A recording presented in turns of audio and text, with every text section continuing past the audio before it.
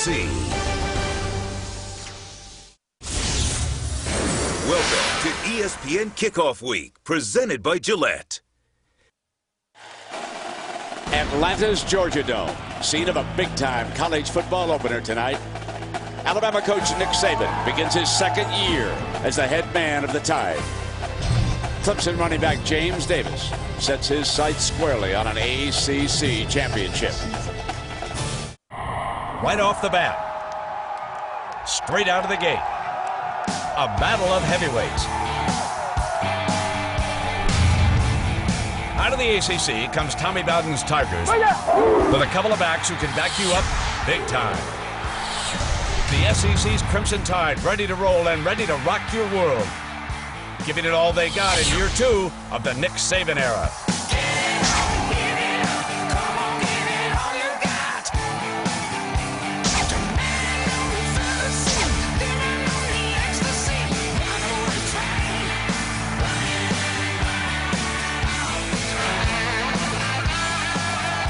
Welcome to College Football 2008, where every week counts, starting tonight in prime time. Clemson and Alabama on Saturday Night Football.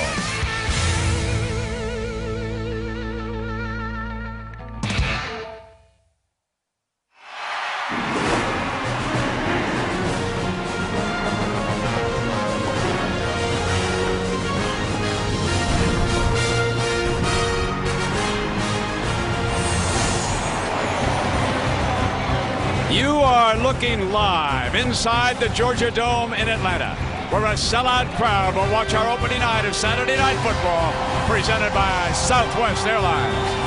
And we are here in Atlanta for the inaugural Chick-fil-A College Kickoff, where the Alabama Crimson Tide takes on the Clemson Tigers. And the fans, folks, they are split right down the middle. Clemson orange over there on the right. And just off to the other side, Roll Tide. That's a theme song there. Welcome, everybody, to the third year of ESPN's College Football Saturday Night Live on ABC. I saw you down on the field, partner. You were so impressed with some of that speed that Clemson's got. Well, Clemson has this team that Tommy Bowden and the Tiger fans have been waiting to see for a long time. I think, in my opinion, in the 10 years that he's been here, it's his best collection of skill on the offensive side. He's got an experienced quarterback in Colin Harper. They're ready to go and ready to prove to America that they're a top 10 team in the country. Now, Nick Saban comes in with a very ballyhooed freshman class. Your impression of those youngsters? Well, being again down in the field, we've been hearing about these true freshmen. You imagine being 18 years old. You've been waiting for this moment your entire life, and now it is here. How would they respond? I think along with the experience of John Parker Wilson, that'll help settle them down. But let's see these freshmen react in front of this big a stage. Exactly. The speed comes up a notch tonight. And one of these schools, Alabama or Clemson, will rock your world here tonight.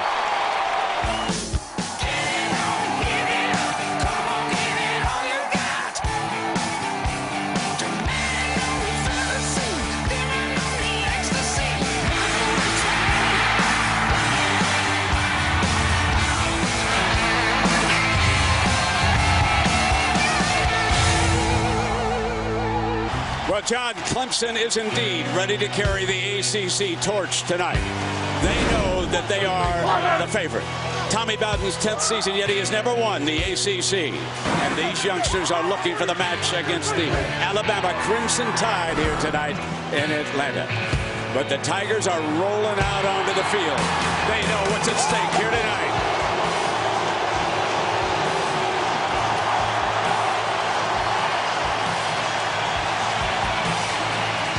And on the other side, Nick Saban's second season as the head coach of Alabama.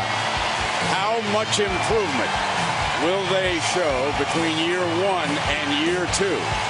Can they handle a favored Clemson team? We're about to find out.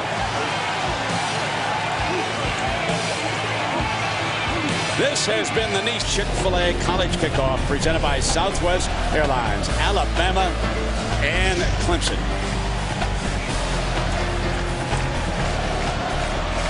Tommy Bowden, Clemson coach, is standing by with Lisa Salters. Lisa? Greg, coach, your new untested offensive line. Earlier in the week, you were saying your confidence level between 5 and 7. What do you need to see from the O-line tonight? They need to come out poised. It's going to be a lot of emotion. It's going to be real loud. Talk a little bit. Come out poised. Just play smart. You told me that you want the offensive line to feel pressure, to feel like it's on them. How come? Yeah, because it takes it off me. All right, thanks, Coach.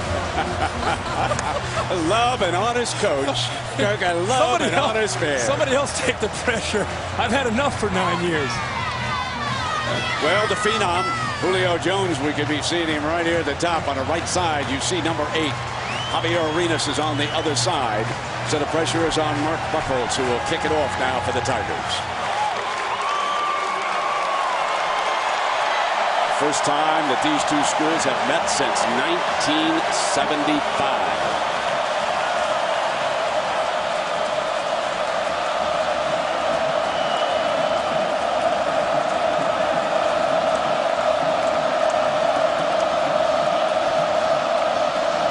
Every week matters, but some more than others. Arenas is going to take it at the 4-yard line. Middle return, slash over to the right-hand side and look for daylight. Fine return out to the 36-yard line. That's 32 yards.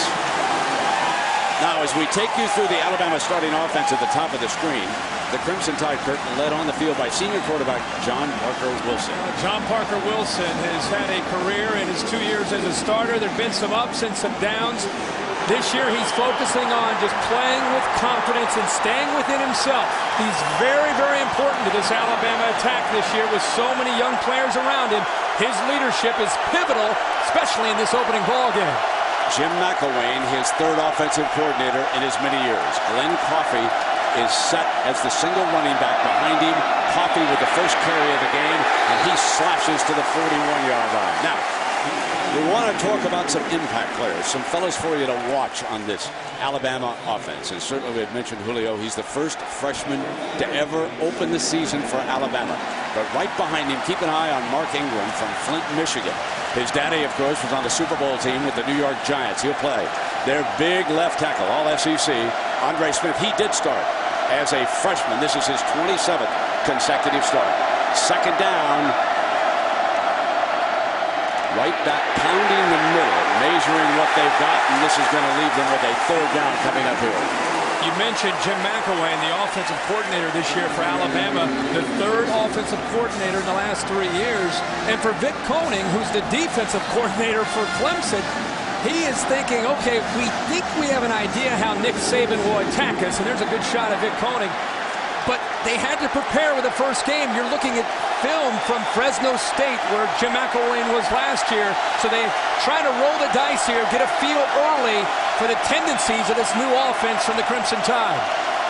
So there is the shift for 3rd and 2. Come right back with Coffey for the first down.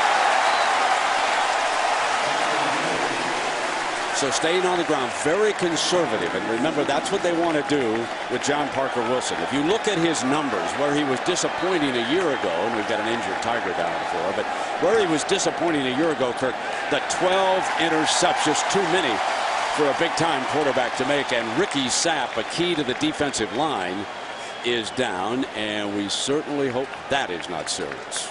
He's grabbing at his right leg. And Ricky Sapp, as much as people are talking about Daquan Bowers, the true freshman coming in, he's the #1 player in the nation. Ricky Sapp is the bell cow. He's the leader of this Clemson defense. He comes in closing like his leg may have just come down hard on the turf.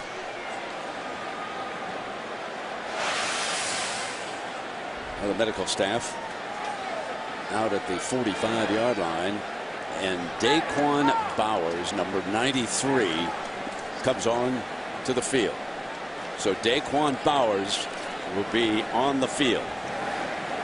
It's the #1 rated high school player in the entire nation. We've talked so much about Julio Jones this week. Daquan Bowers is going to play tonight no matter what. And now with an injury here early to Ricky Sapp, he's inserted into the lineup to see what he can do. And you can see his size at 275 pounds makes him very different from some of the other defensive ends that Clemson has. Here's where the young man is from, Bamberg, South Carolina.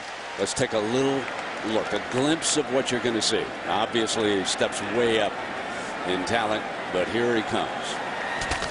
Yes, indeed. Ate that up big time. No contest. Let's do it with the right arm. Fast off the ball with the All-American ball. Quarterback getting it out of there in a hurry. But he'll find a little bit of a different tempo here. A different game, and they said, and it's good to see Ricky Sapp walking off the field here. We'll see if he's able to return later. But Daquan Bowers, the thing they said is he's young, he's going to make mistakes, but his lower body strength for a true freshman is off the charts. So he has great leverage as a defensive lineman trying to get to the outside around an offensive tackle to put pressure. And of course, Sapp, also from Bamberg, he helped recruit Bowers to Clemson. Now on a 1st down and 10. And the Tide will go to the shotgun for the first time tonight. They've had John Parker up under center, and there was movement in that offensive line.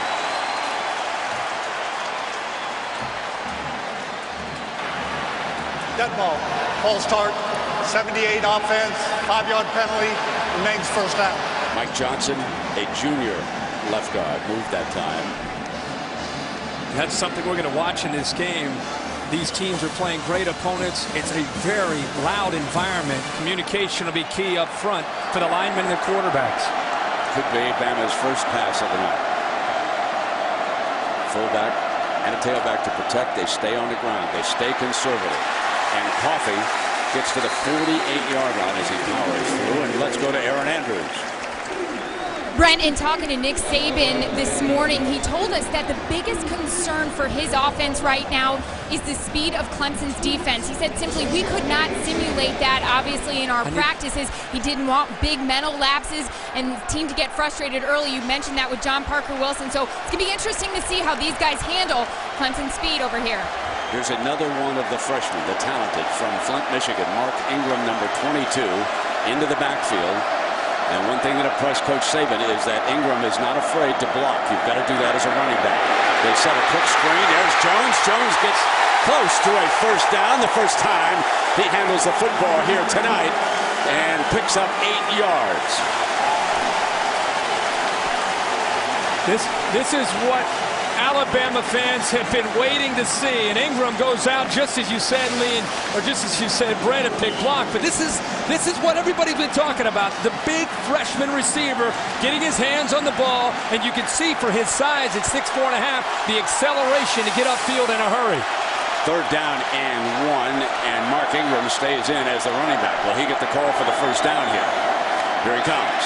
Got the 1st down. So the freshman contributes on back-to-back plays. A block and then runs for the 1st down. What we're seeing here, 6 plays in, 5 runs, and the 1 pass. The knock last year on John Parker Wilson and the offense was that they didn't have enough easy throws, the quick throws, the slip screens, just to get his confidence going. And after the year he had last year, they're trying to put the pressure and spread it around to the rest of the offense. So John Parker doesn't feel like he has to do everything. And we're seeing that right now here on this first drive. Travis McCall offset as an H-back. Ingram stays right on the field on this 1st down. Play action, they're going to throw on 1st down. Plenty of time for John Parker Wilson going for the home run. Incomplete. And Jones was covered. As he broke downfield, they did not turn him loose.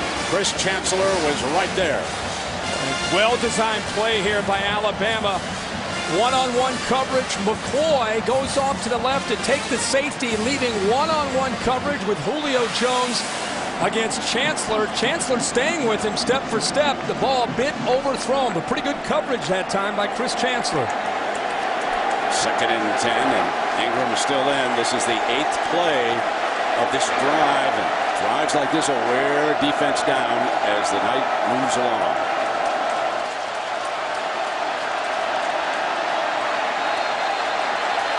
Took too much time. You know, with the new rules, the 40-second clock, that it's zeroed out. The quarterback, a senior quarterback's got to be aware of that as to where he is with the clock. 5-yard penalty. The clock is up high. 2nd down. on the 40 seconds, and he can take a look at it. Now, because we've had a different kind of a stoppage, he will be looking at the 25-second clock, and it is starting to move now. It's one of those things you could see by the facial expression of John Parker Wilson, senior quarterback, like you talked about. It's just a mental error. He knows better than that. You could see by his reaction and Nick Saban's reaction, not very happy with themselves there.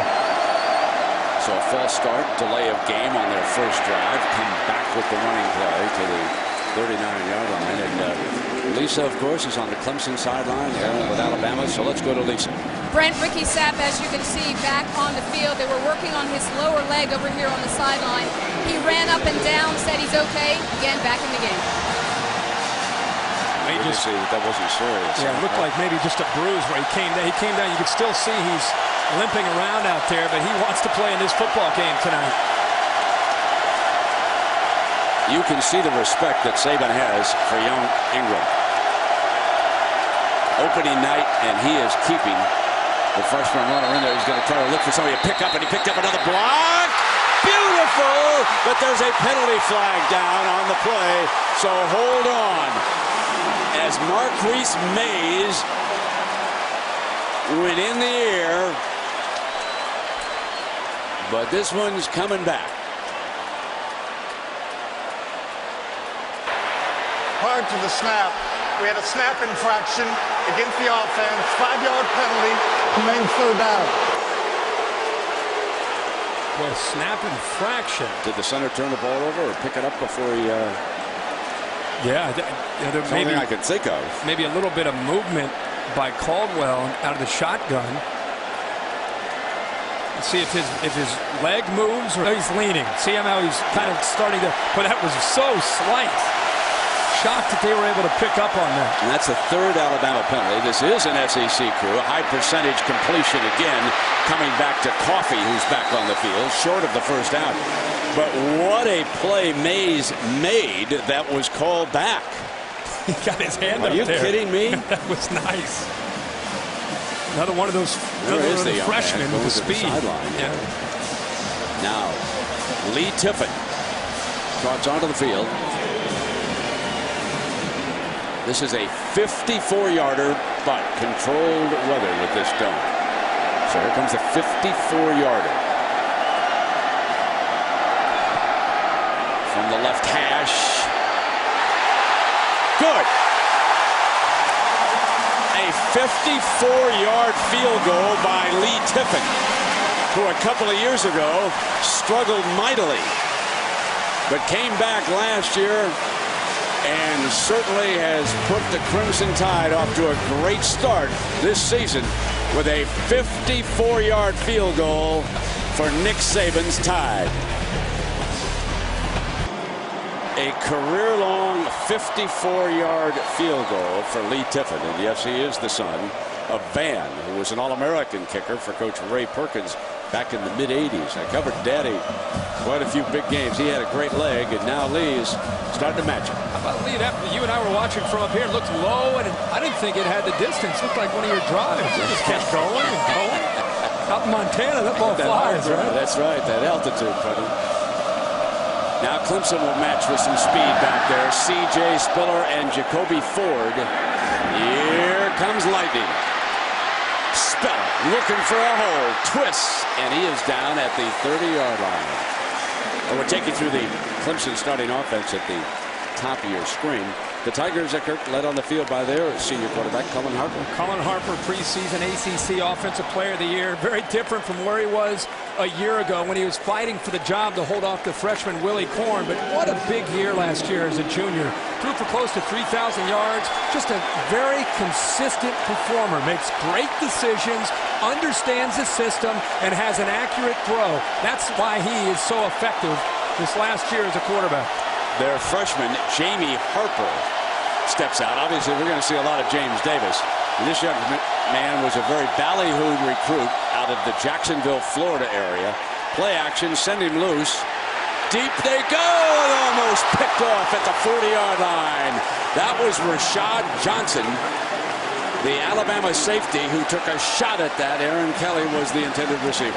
One of the things that Tommy Bowden has done in the past is promise true freshmen that the first carry of the year you're going to get. People know about that. So instead of giving it to Jamie Harper, he fakes it to Harper, hoping the safeties will come up to make the play, but they don't bite on it. So Johnson, as a disciplined safety, is back waiting. Almost had to call a fair catch on that ball. Yeah, he probably should have had it. He probably thinks he should have pulled that down. Now, young Harper stays in at the tailback. He'd be the favorite here on 2nd and 10. He comes into the middle, but only fumble, and the Tide signals they've got it. They do indeed. Our first turnover of the game. Start the freshman and pay a price. As I said, Tommy Bowden kind of allows the true freshmen to come in, and even though you have Spiller and Davis, the experienced backs, he just wants to give him that chance to show what he can do. He has his hands on the ball. He takes his first hit of his college career. The ball comes out, and look who covers it. Another true freshman from Alabama, Dante Hightower, gets in there and fights the ball away from the Clemson Tigers, the offense. Dante Hightower looks like he's a senior when you see him physically. He is imposing. Yes. He's under further review. So the SEC officials upstairs will take a look. Perhaps the knee was down. They're running the replays back and forth. As most of you know who are watching, all the plays are reviewed upstairs. Unlike the NFL, the referee will just wait for the decision, and then he will pass it along to the crowd. And meanwhile, a couple of points here to make about this Clemson offense as we watch here, Kirk, and see what you think. And see if his knee, the ball comes out before his knee is down. Like clearly a fumble. At this point, you see the freshman Hightower battling there to try to come up with the football. See if the ball comes down. The ball is out, and then the knee touches. It's confirmation. Ball is stripped out by Reamer, 13. See the right hand get in there? Watch him rip the ball out and watch the knee. Ball is out. Knee's not even close to being down. Better to be safe than sorry. They'll get confirmation there, and this call will stand. Terrific camera work by our crew. Clearly a fumble, and they'll quickly make this announcement. After review, the ruling on the field is confirmed. It was a fumble. First down. Let's look at the big picture as we came in. Clemson, top 10 in the nation. How would they handle the pressure? Playing an Alabama team that's a bit of an unknown. They needed to start fast. They don't want to feel the pressure and start slow and give this Alabama team confidence. And look at this, a big field goal, a turnover, and now they're deep in Clemson territory. This is exactly how Nick Saban wanted to get this game started. Glenn Coffey back in as the running back. Strength of the formation is to the left. Here is Coffey. Moves in behind the left side of the line for a nice run on first down to the 35-yard line before Scott makes the stop for the Tigers. Over there on the left side of that line, of course, is Andre Smith, who wanted us to pass along that he no longer weighs 340. The big fella for Alabama, number 71, now weighs 330. He said, so he's trimmed down a little bit over there on that side with Mike Johnson. He said, got to get my weight right. At 10 pounds. He'll be playing Sunday ball in a couple of years. Look at big old Roscoe Goodman. So here we go, 2nd down and 4. Play fake. John Parker Wilson over the middle, and he picks up Nick Walker. So working to the tight end over the middle of the field, and Bama marches down inside the red zone. I want you to take a look. When you effectively run the football, what is going to happen when linebackers start to see the run? They're going to come up, and they're going to get confused. Look at the linebackers looking around. They don't know whether to come up, to drop back. Because Alabama's effectively controlling the line of scrimmage, it's opening up their play-action game. 1st and 10, and they can pick up a first down, as you can see, without scoring a touchdown as they pound straight ahead with Coffey. The young man calling the plays upstairs, Jim McElwain, who is their new offensive coordinator, he grew up in Missoula, Montana. He attended Sentinel High School, and he was all set to go to the university there and play quarterback for the Grizzlies. but they underwent a coaching change, and one of the assistant coaches went over to Eastern Washington, where McElvain had an outstanding career and learned a lot about the passing game. So he's the man upstairs here tonight as the offensive coordinator, and we'll see what they come up with now on 2nd down and 6.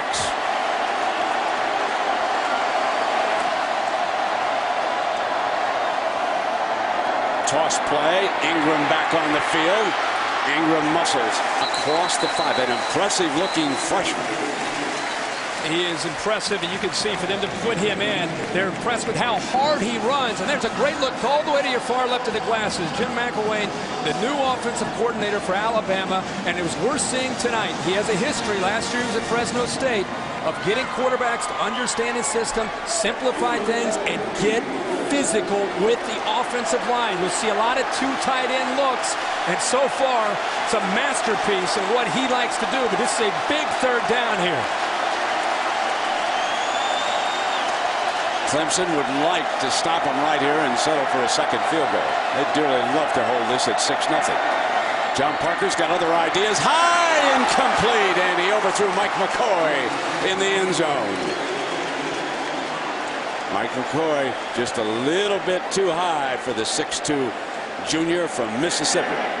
Clemson defense comes up with a huge stop in this game early to force the field goal and to bring Tiffin back out. The field goal attempt. The ball is high, and down there, if you're going to miss as a quarterback, it's better to miss high where only your receiver has a chance.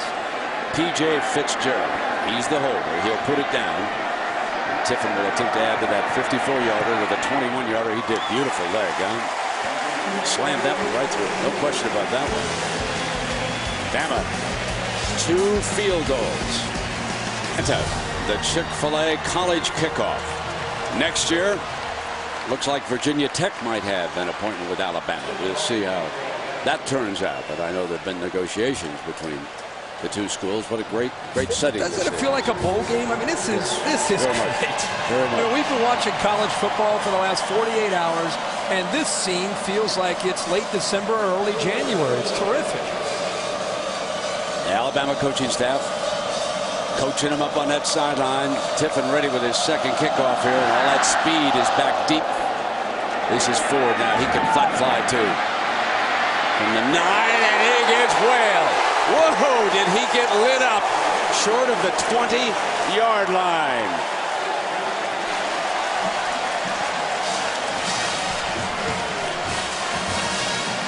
That's Mark Barron, the freshman safety.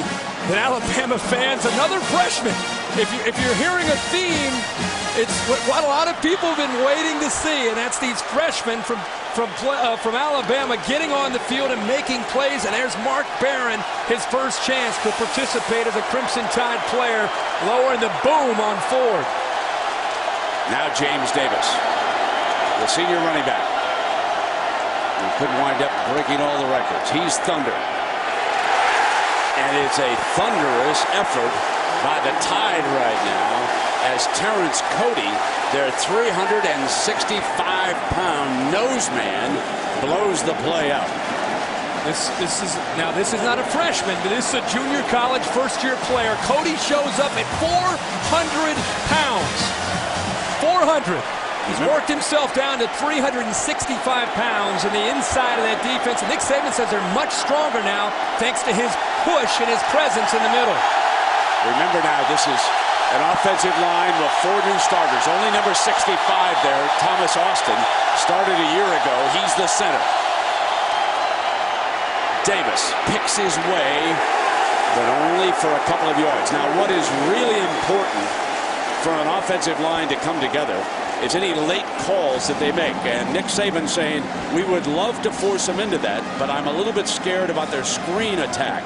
Tommy Bowden, through the years, as they broke the tape down of last year, he said he used more screen passes than anybody he's scouted in a long time. And if we get loose on a rush and they get that speed outside for a screen, we could be in trouble. 3rd down and 9 now. There's Austin identifying the line call.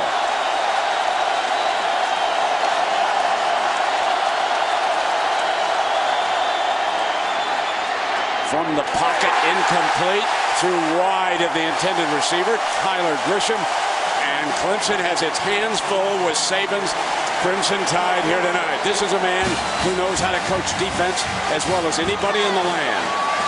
All I can tell you right now is that Nick Saban not only can coach defense, he can motivate a football team. Remember, this is year 2 for these Alabama players to understand what makes Nick Saban tick. And this is a team that is mentally tough and physically tough. Clemson better get ready to play ball tonight. It could be a long football game. Dawson Zimmerson will punt tonight. Zimmerman has good hang time. We see a penalty flag flying. Drives Arenas back inside the 30-yard line.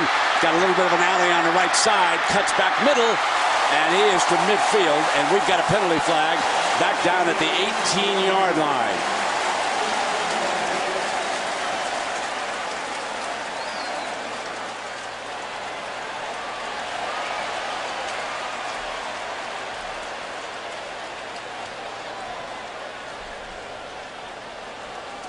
Again, we've got an SEC crew here tonight, and our referee is Thomas Ritter.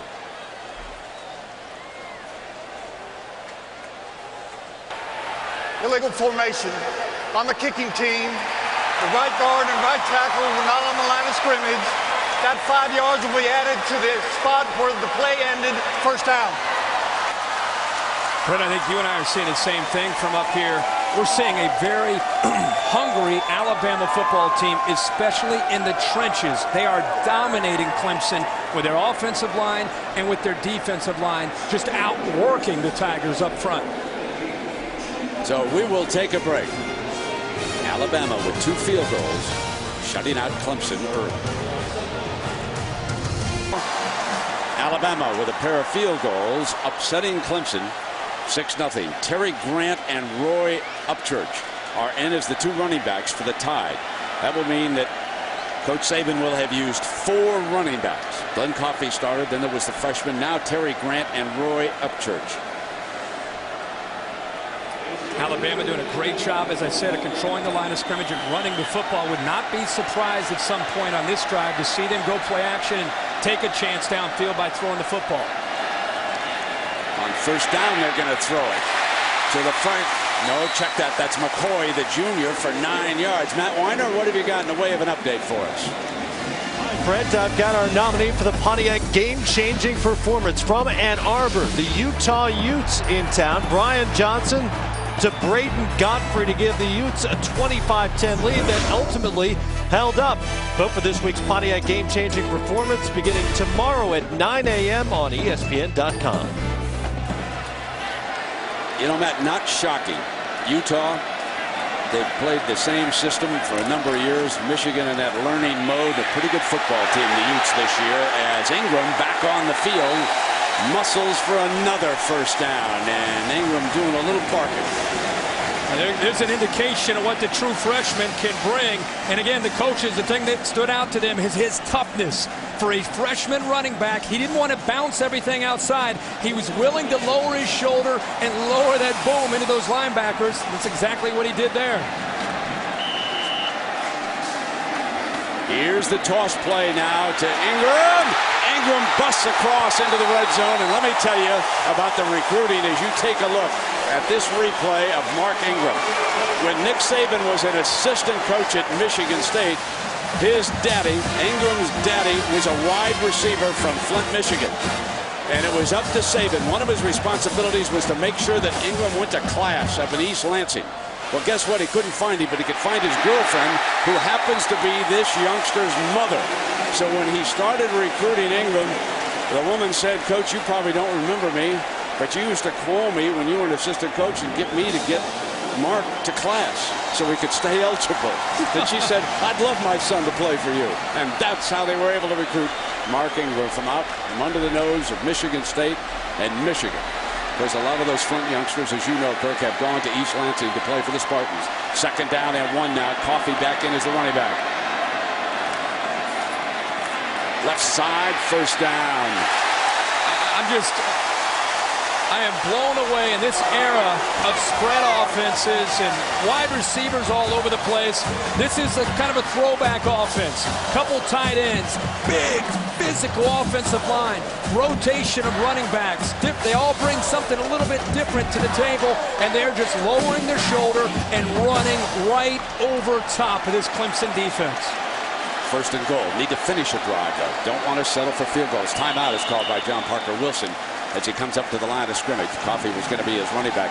That left side, Kirk, Andre Smith and Mike Johnson, they have been blowing big holes in that Clemson front. And remember, everybody said that the Tigers had an advantage with their defense here tonight, but Bama's moving the ball with all these running backs. Well, I think a lot of this early in the year has to do with camp and how you run a camp. Nick Saban runs a tough camp. It is a grind, and I think that it's tough to get through as a player, but when you get through it, on the other end, there's a reward, and that reward is the season. When you get into a season and you get into a game, you're going to find out who's worked as hard as we have worked. Right now, early, Alabama's gaining confidence with every snap. Clemson has 1 yard. 3 minutes to go in the first quarter, 1 yard because they can't get the ball back because right now Alabama's just controlling things. But you're right, great point. They have to, it feels like it's 13 or 20 to nothing the way this game has gone, and Alabama cannot get into the end zone. It's important that they finish a drive off. Another big defensive stand coming up here for the Tigers. Bama with a first and goal. Powering Coffey to the end zone, down to the 1. Stopped at the 1 yard line where it will be second down and goal. I mean, if you're playing Alabama this year, this is what you're going to have to get used to seeing.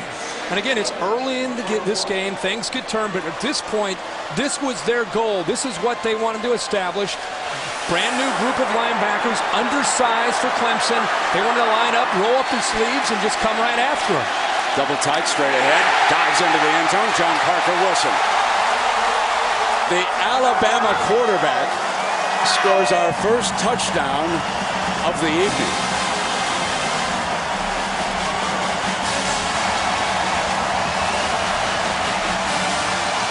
More the same. Look at the surge.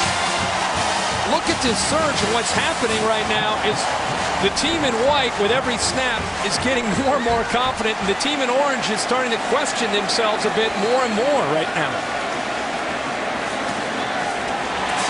But the one thing you've got to keep in mind, when it comes to skill players and speed, Clemson's got plenty of that. Cup Series continues on ESPN tomorrow night at 7 Eastern with the Pepsi 500 out in California. Then next Saturday, the final race before the chase, the Chevy Rock and Roll 400 of Richmond. Coverage begins at 7 Eastern on ABC. We are in the heart of NASCAR country down here in the Southeast. Two great passions, college football and NASCAR. What great fans. We saw them on the streets of Atlanta all day. Ticket scalpers out there. That's when we knew we had a major event. And they're out hustling tickets, buy or sell. You see those signs. And now Alabama, having scored on its first 3 drives, field goal, and a touchdown, kicks it off again to a sputtering Clemson here. And here's Spiller.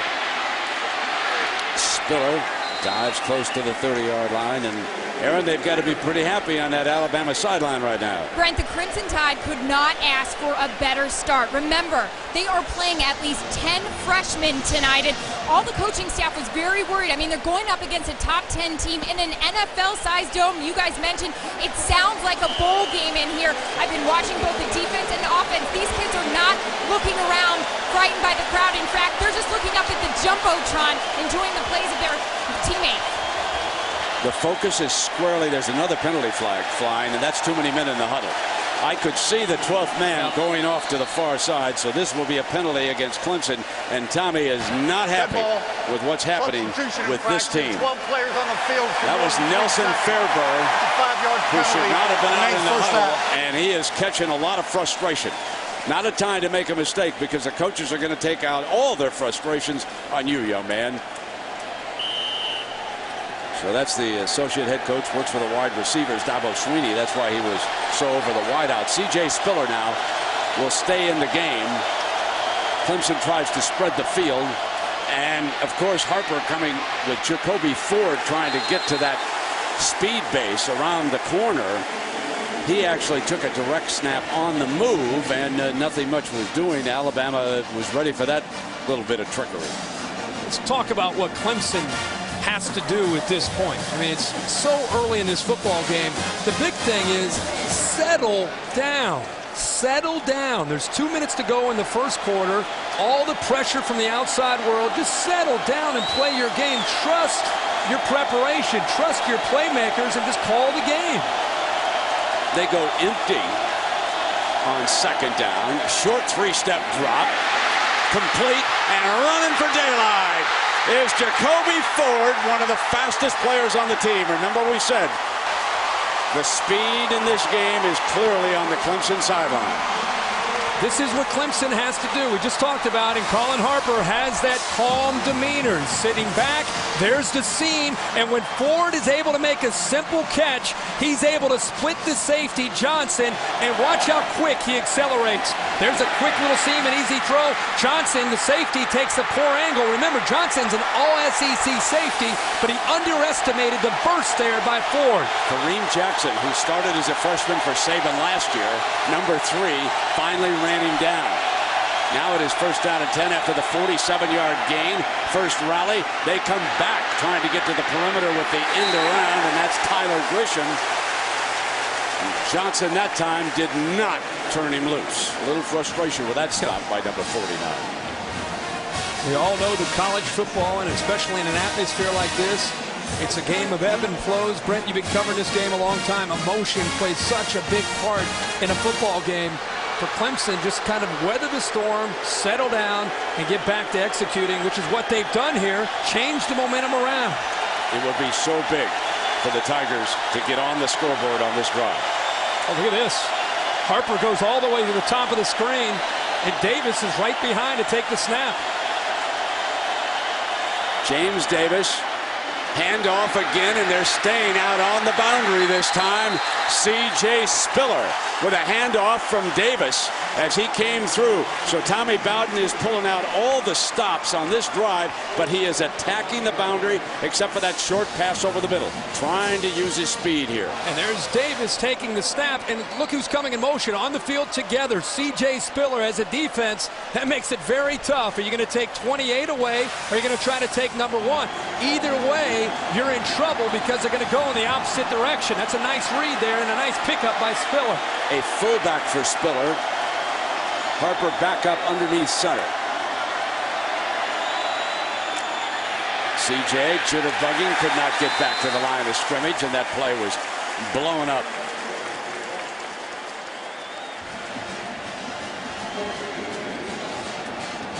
There's your first 2 drives, 1 yard, but 42 of the 62, of course, coming on that one pass play as they brought it back down the field. Clemson coaches told us this week that one of the strengths of Colin Harper is whether he throws 4 or 5 touchdowns or he throws 4 or 5 interceptions. He's a very calm, very controlled quarterback when it comes to his emotions. He's going to need to be tonight to get his offense back in sync, which he's done again. A nice job of it here on this drive. Final seconds of the opening quarter from Atlanta. Pump fake in trouble. Sack. Back at the 28-yard line by Dederick. Brandon Dederick, a junior from Elizabethtown, Kentucky, rolls in.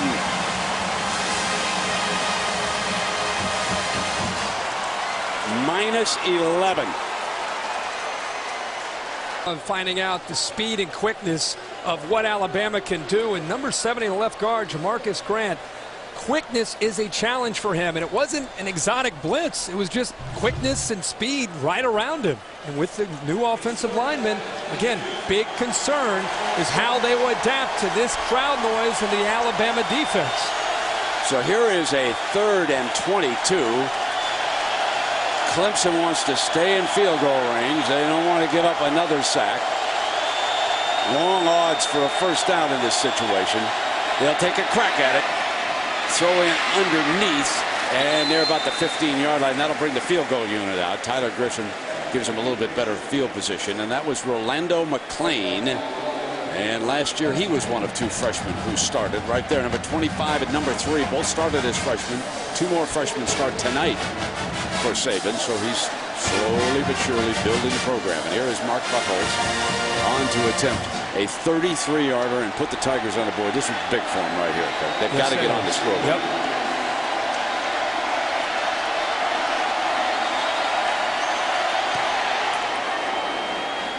Nice looking field goal. 13-3. So let's take a look now at the Pacific Life game summary as the Alabama Crimson Tide from nearby Tuscaloosa rolls into Atlanta, and they really dominated that first quarter. Well, they dominated in the trenches, and what we've seen with Jim McElwain, the offensive coordinator, is that a physical brand of football, which in my opinion has taken a lot of pressure off of John Parker Wilson, who's kind of, again, had a career that's been a bit up and down. The numbers, the time of possession stands out, where they've controlled the ball to keep it away from the speed of Clemson and their ability to score quick. But most importantly, Brand, it just comes down to the battle so far in the trenches has been dominated by John Parker Wilson's offensive line. Well, let it go out loud and clear that the SEC is ready to defend its title as the best conference in the land. Remember, Alabama is only a middle-level power according to all the preseason experts. They're not even up there with the Georgias and the Floridas and the Auburns, LSUs, and all of the great powers here in the SEC. And yet Alabama, a slight underdog here tonight, comes in on the favorite to win the ACC. Tommy complaining there was a horse collar out there. That's against the rules this year, of course, but the ball will be on the tee, and the Tigers will be ready to kick it off here in the Georgia Dome. A huge crowd on hand. The Atlanta Falcons should be so lucky to have crowds like this. You're right about that. Julio Jones, number 8, is back there, and behind him, that's Javier Arenas, and Arenas trying to hide. He said, come on, Julio, let's go. Julio looked good on his first reception. Picked up about 8 yards, tie, kick, and Arenas will pick it off at the 9. Here we come. They were going to set a reverse. Julio had dropped back and was going to come around, but it was blown up by the Tigers. And Butler makes a stop. Matt Weiner, what do you got for us? Brent, I've got a Taco Bell update on another set of Tigers from St. Louis. Missouri and Illinois both ranked for the first time in this rivalry. Mizzou sets off on a 10-play, 67-yard drive to start their season. Derek Washington punched it in, and Mizzou leads the Illini 7-0, still early over on ESPN. Chase Daniel, the Missouri quarterback. We've got a connection over on that Alabama sideline to Chase. I'll give that to you right after this snap. John Parker Wilson stands in the pocket, and this is complete to Nick Walker, his second reception. The backup quarterback for John Parker Wilson is number 12 for Alabama, Greg McElroy. He is a sophomore. He was the backup for Chase Daniel at South Lake, Texas. He is a young man whom, according to Coach Saban today, knows how to manage the game. Not a particularly special arm, but he's somebody he would trust if he has to use him out on the field. He said, I've got a couple of young freshmen who probably aren't ready, but McElroy knows the offense. 2nd down and 4.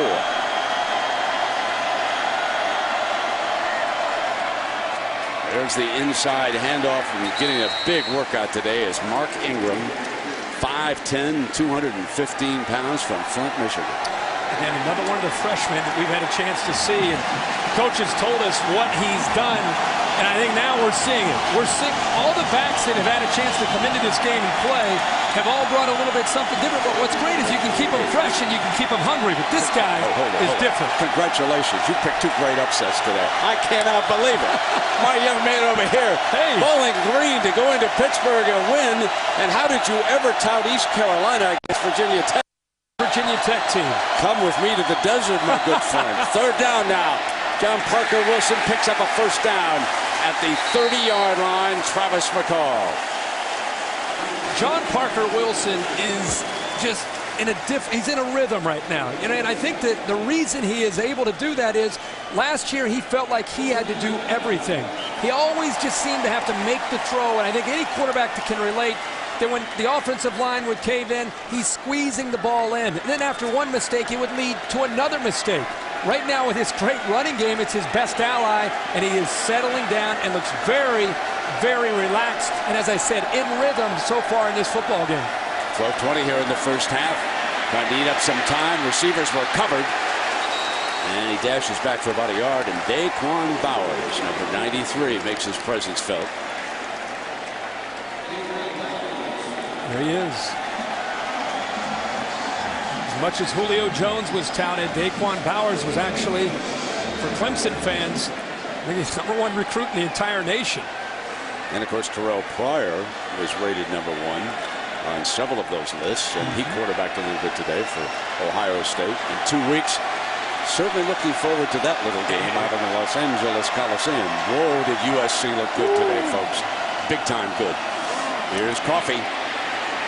Coffee steps across the 35-yard line. As you watched USC against Virginia, it looked like men against boys. I mean, wow, are they physically imposing? The thing that I keep trying to say to people about USC is that we're in the middle of a dynasty. Whether you're a fan or not, appreciate what they're doing.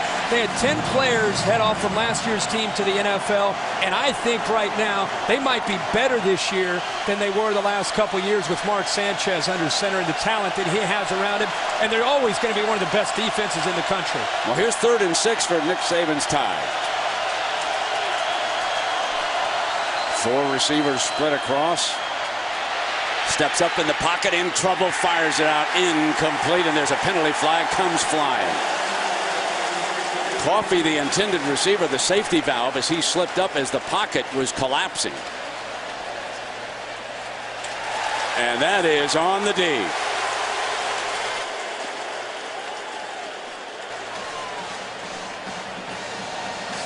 Well, that is a obvious tough break here for the Clemson Tigers, but Daquan Bowers puts so much pressure. The defense plays in the spot of the foul, automatic first down. DeAndre McDaniel, number 2 over there, was guilty. He was just cleared to play after a nasty incident up at school. It's a deferred suspension that they have put him on. So if he misbehaves one more time, it's adios. First down and 10. John Parker Wilson, it was almost picked off.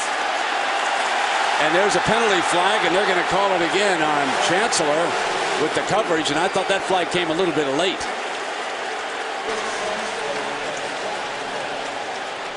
It was very tight coverage. Pass interference, number 38 defense.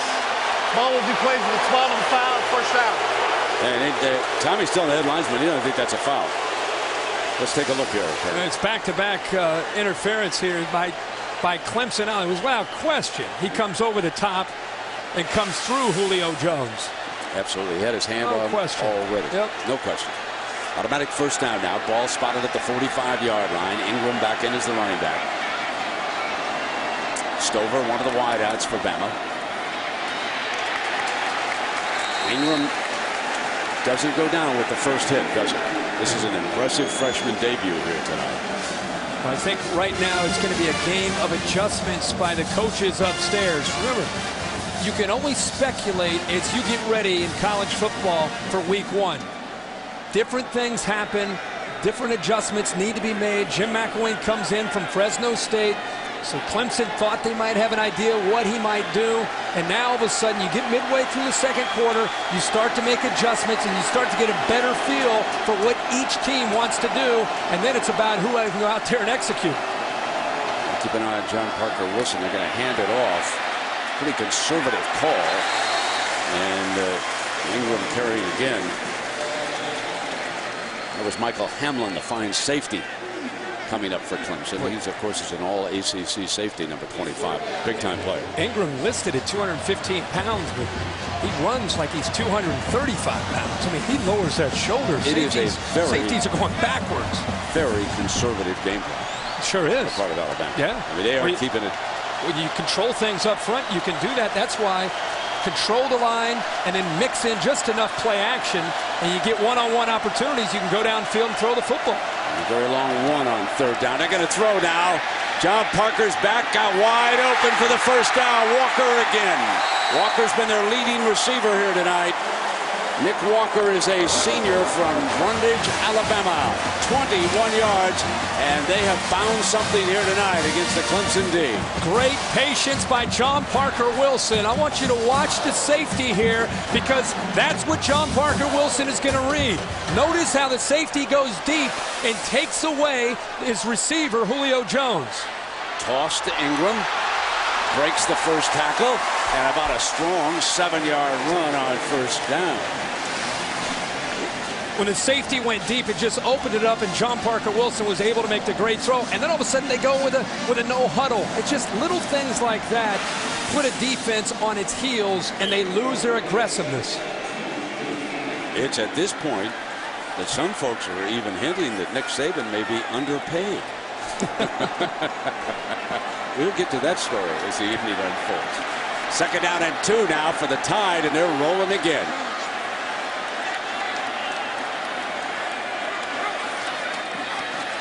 The freshman batters across.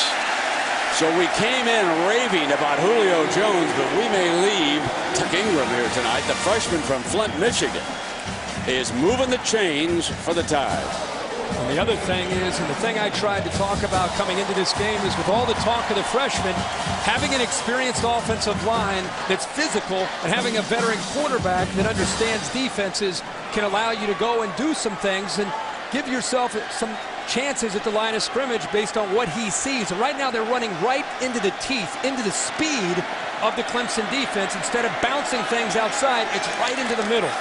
Antoine Caldwell is the center there. He tried to get outside. Coffey did to the left side behind Johnson and Andre Smith. Chris Clemens, the free safety, bounced up to make the snap. Think about Clemson and their second, the linebackers, 200 pounds with McDaniel. May is about 220. Connors about 220. And you think of the offensive line and what you have and the size. You don't want to bounce things and run east to west. You want to challenge them and try to wear them down by running right at them. 2nd and 7.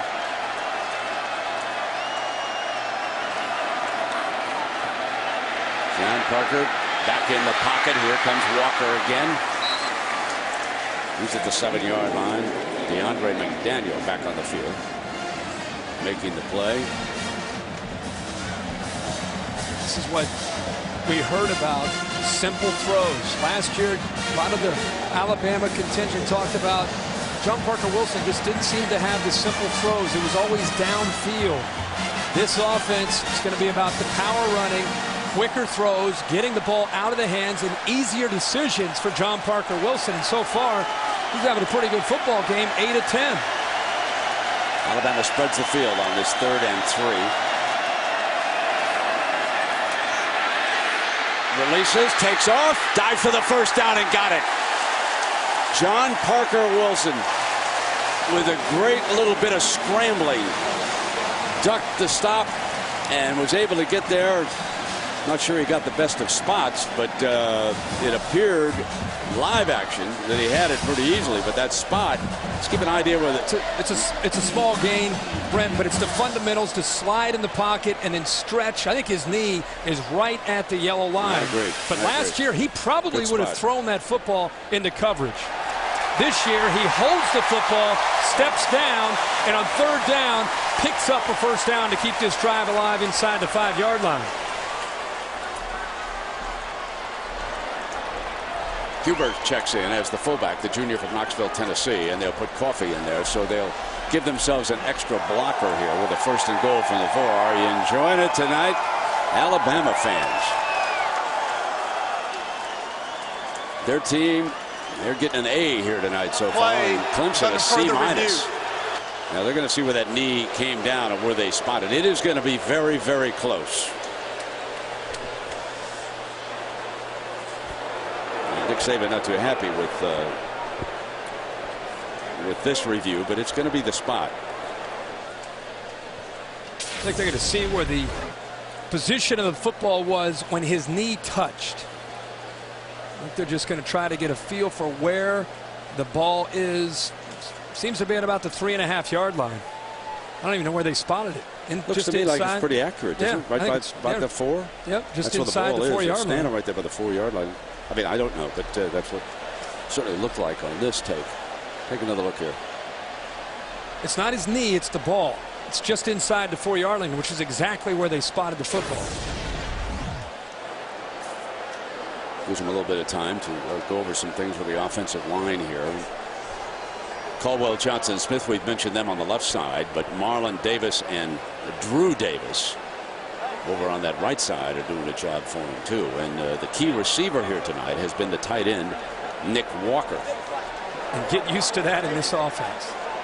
They have a young freshman, Chris Underwood, who might be the best athlete they have at tight end. And eventually, in this style offense, you're going to see Underwood, Walker, and McCall on the field a lot this year for Alabama. Another long drive, wearing down that Clemson D. The 14th play of the drive coming.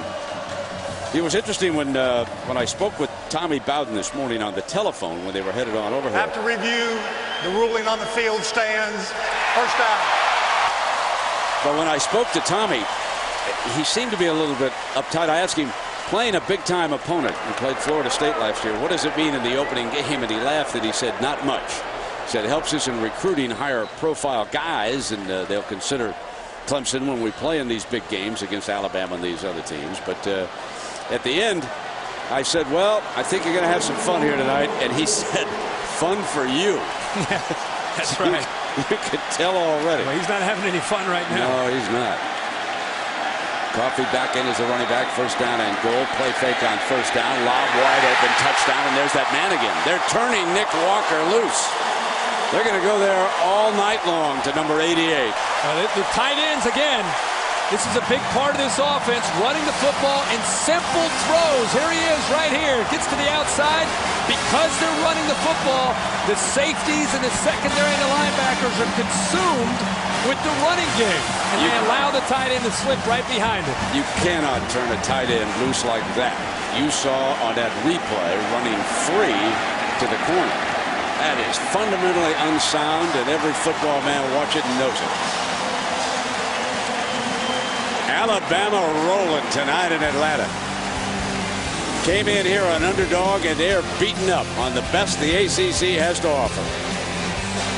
You have discovered a top 10 team in trouble. 23, Alabama upsetting Clemson. And time for tonight's Aflac trivia question. Who was the last Alabama coach to defeat Auburn? You all know how important that is, and it's been a long time between W's. Who was the last Alabama head coach to experience a win over Auburn? Give that one a little bit of thought here. So the Tigers' heads are down over there on the other sideline. They're having the life sucked out of them. We're going to find out about the leadership over there on the other side in orange. Yeah, they got it. You're exactly right. They got to dig back in. This will be Jacoby Ford from the 5 to the 26-yard line, and that's where Clemson will put it in play when we come back. There'll be 5:54 remaining in the first half. Cullen Harper needs to start a drive. Clemson ready to go, starting from own 26-yard line here, trailing 20-3. Alabama has scored every time they've handled the ball. Field goal, and then back-to-back touchdowns. James Davis, the running back. Cullen Harper, the quarterback. Kelly has been shut down big time. Here is Davis behind the left side, picking up a couple of yards, and let's go back to the Aflac trivia question. We have a, hold on just a second. I think we've got a penalty flag thrown about the 35-yard line here.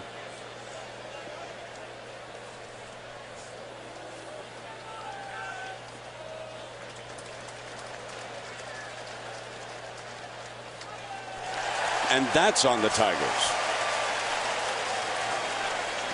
Boy, Clemson. You got to be careful here. Coming apart at the seams right now.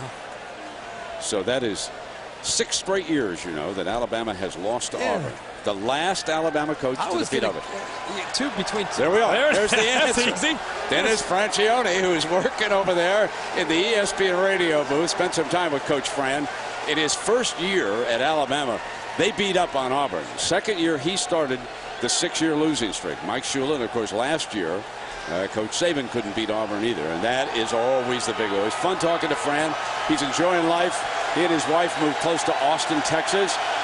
He said if the right job comes along, eventually he'll go back to coaching, but he said he's enjoying working on the radio very, very much. Harper going to drop off that screen, and Davis bobbles it. Davis couldn't get a handle on the screen. I'm going to tell you what's frustrating me right now as I'm watching Clemson is, you know, the score is 20-3. It's your first game. You're in the top 10. All the stuff about it. They're going to be able to live up to the hype. If you're going to lose the game, just go down swinging.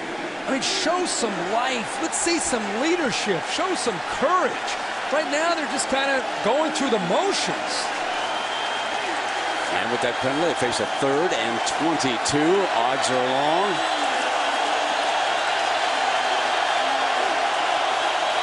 Davis motions out. Harper's in trouble. Going down in the grasp.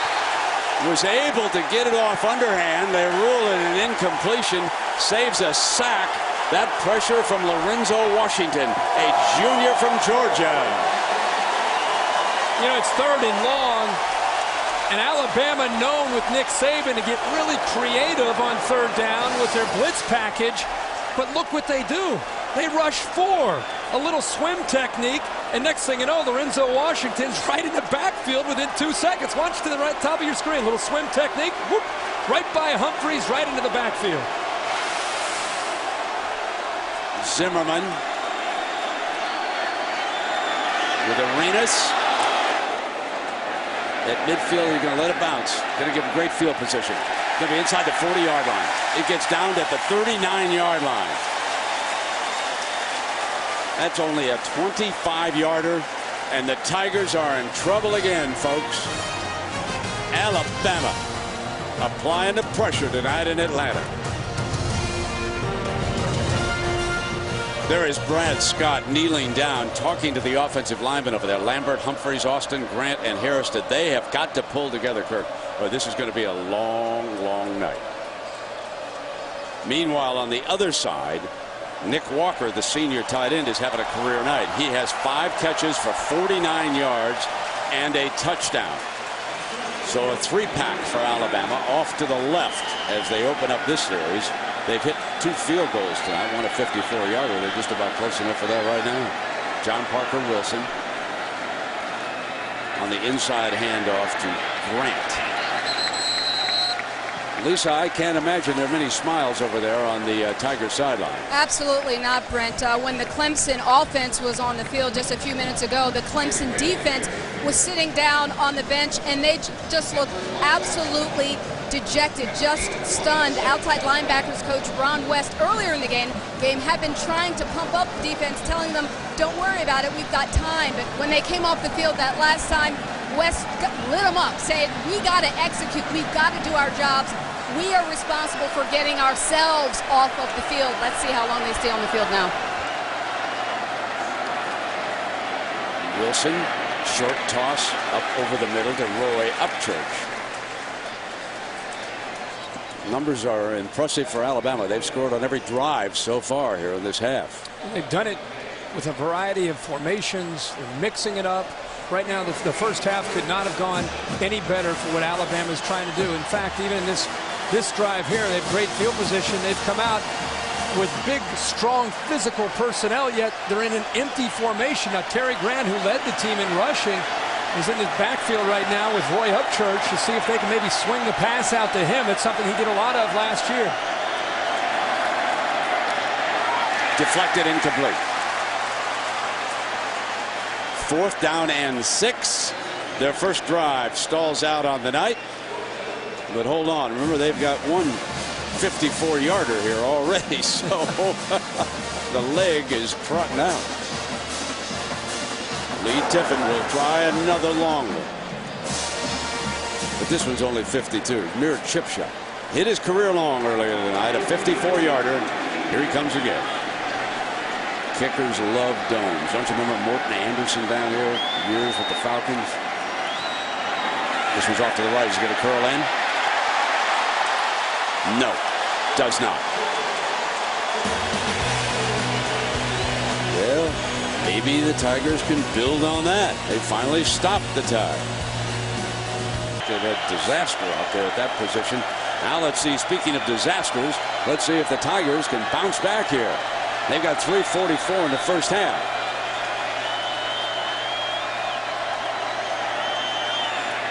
Quick throw. Picked up about 6 yards, and that's Ford was the intended receiver. Ford is a junior. He's from Royal Palm Beach, Florida. And Colin Harper, looks like he may have got stepped on after he threw the football. There was, again, pressure on him. As we've seen the entire first half, he's walking with a noticeable limp there. Well, maybe take another look at that. He threw that football, and again, Alabama defensive lineman came in on him as he threw the football. Not even bothering to rush. Dropping the linebackers in coverage, getting the job done with 4 rushmen against this offensive line, and dropped. Cannot drop that ball in that situation. Yet Fairburn does. That was a first down pass. Fairburn making 2 mistakes here in his first half that have been costly for Clemson. Remember, they had too many men in the huddle. He went to the sideline and caught an earful, and now a first down opportunity and a dropped pass. He's got to shake these mistakes and put it behind him. There's not good mojo for Clemson in this building. Remember, in the Chick-fil-A Bowl, they went into overtime and lost to Auburn. They kicked a field goal on their first possession, and the Tigers of Auburn bounced back and scored a touchdown to win it. First down. So Grisham, the senior from Birmingham, Alabama, picks up the first down. And we've got an injured player down, Kirk, down at about the 43-yard line there. Looks like one of the big ones. Yep.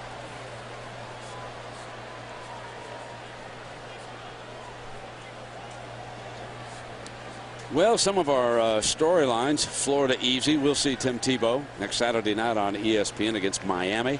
Michigan losing. They did come back, but they still lost. Buckeyes big.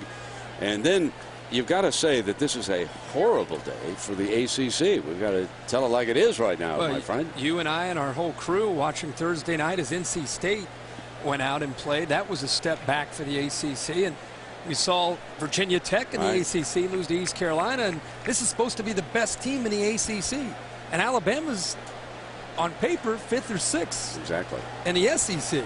This is supposed to be the kind of the anchor trying to get it done and make it a statement for the conference. And this conference was much maligned, 0-8 in their last 8 BCS bowl games. And this is not what they envisioned for the first half. Yeah, exactly. Now, obviously, there is enough time, and they've got some weapons to turn it around. But the emotion's not good when you look at their heads over there. No, right now it looks like Alabama prepared emotionally, mentally, physically for this game.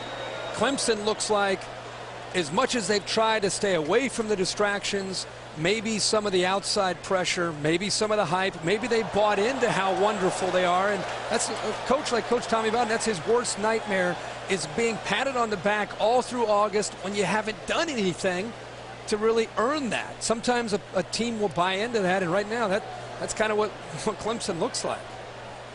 Well, Tommy Bowden, we asked him about all the preseason hype, and here's what he had to say. I don't know that it will be different. You know, I mean, I know the fan reaction, the media reaction, and the preseason hype is that it will be different. But 3 years in a row, we've come out second in the division. So I don't know that will. If it is going to be, then I think the players have to feel a sense of urgency that's what has to happen.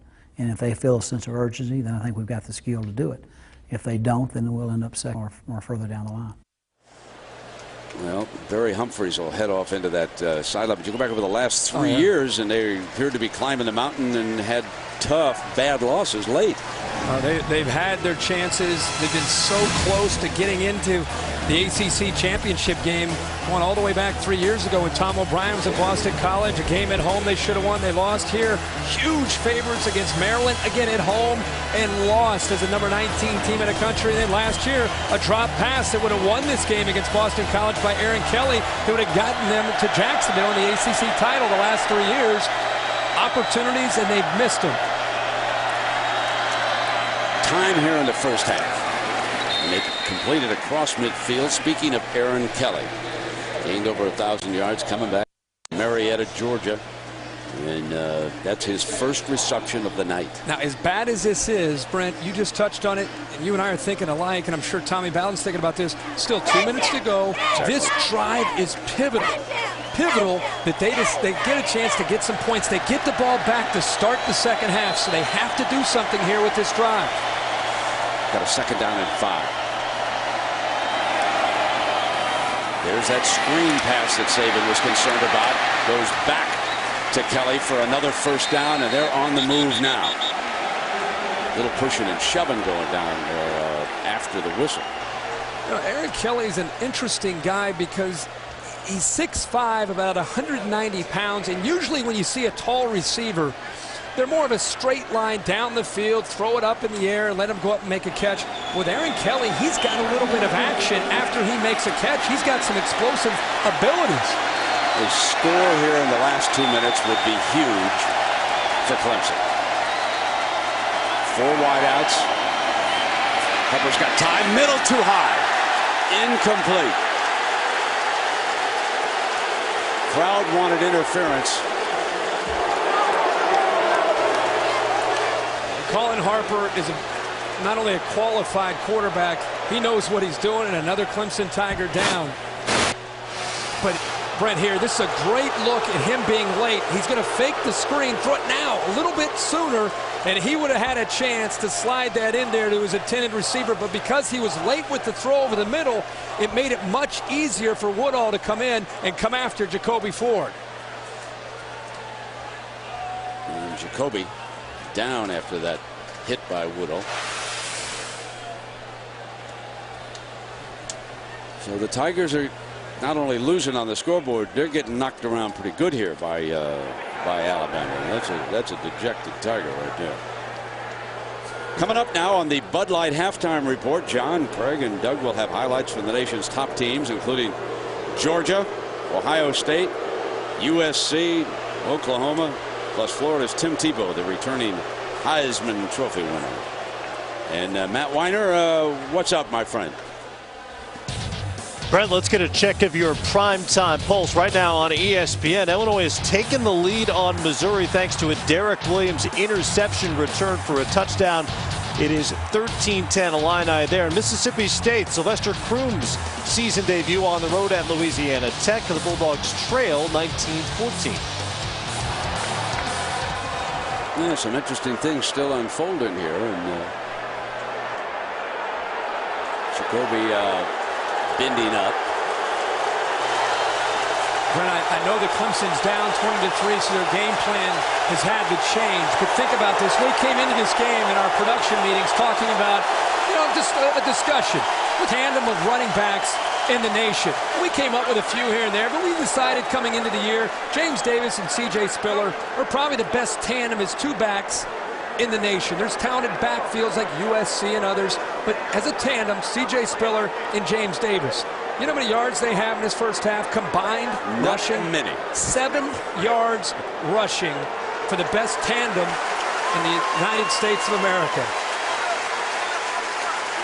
We came up with, I love DeMarco Murray and Chris Brown, Cooper and James at Miami, P.J. Hill and Zach Brown up in Madison, Wisconsin. Like I said, you could bring up USC, Georgia, Ohio State because of the combination of 3 or 4 backs. But just as a tandem, I think this is the top 2 tandem anyway coming into tonight. They got 7 yards here in the first half.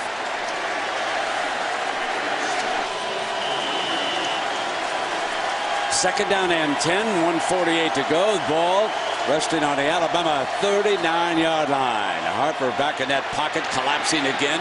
Fires deflected, intercepted, picked off at the 29-yard line by Marquise Johnson, the junior from Florida. Sarasota on the deflection picks it off.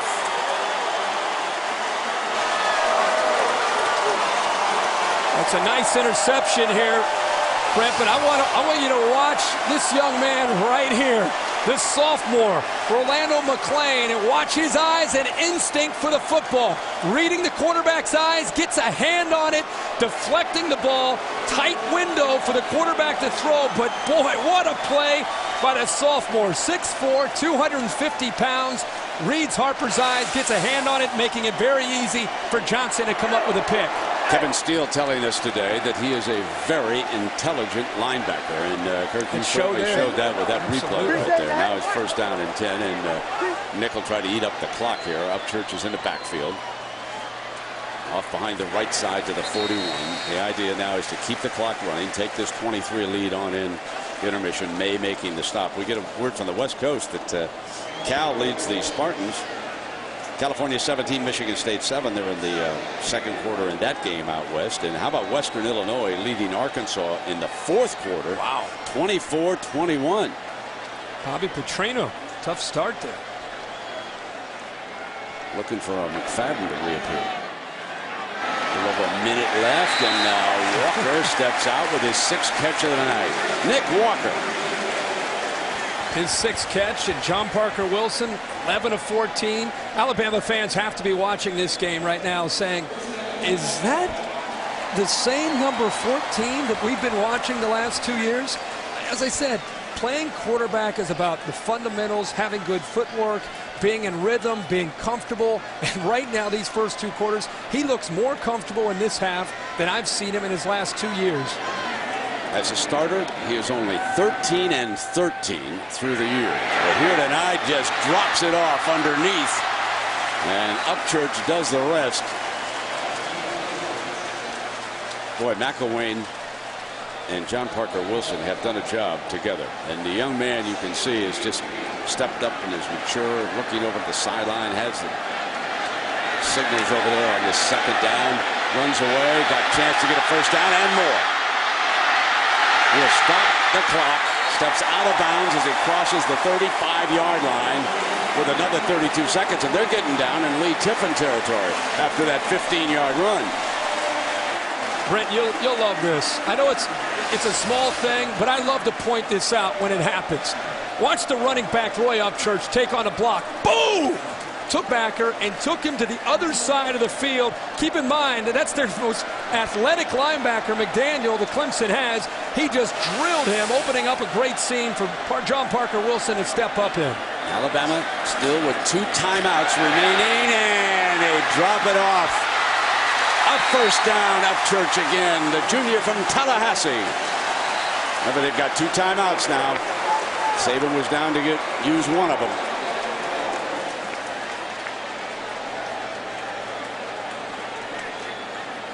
Just keep rotating different bodies into the lineup. Points. There's Saban bringing everybody on over to the sideline.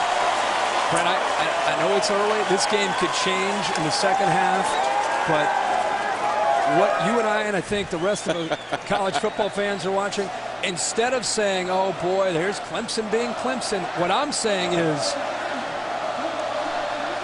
be careful with Alabama. We all said when Nick Saban went to Tuscaloosa, it's not a matter of if, but when. The Crimson Tide would be up there where LSU and all the big boys hang out in the SEC. Would it be in the 3rd? Would it be in the 4th year? Right now, it looks like it might be year number 2. This is a very impressive performance tonight by Alabama and Coach Saban. And I want to make a point about Saban. I told you that I thought Tommy was a little uptight. Saban was totally relaxed this morning. Yeah. He would have talked football for 3 hours on into the morning. He could not have been more relaxed. I came away after me. I said, you know, I think he thinks he can do some business against this team, and that has certainly turned out to be the case. Final 22 seconds. Saban and the Tide now will try to use the clock. Coming in underneath, and they're down to the 12-yard line, and Mr. Upchurch is wide open.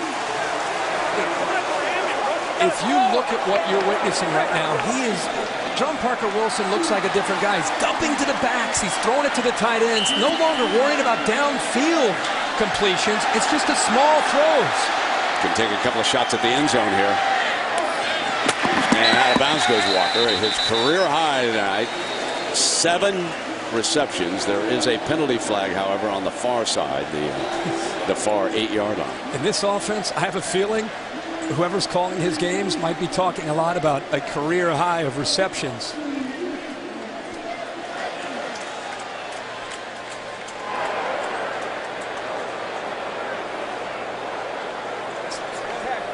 Considering this is the first game, pretty good execution here, the 2-minute offense.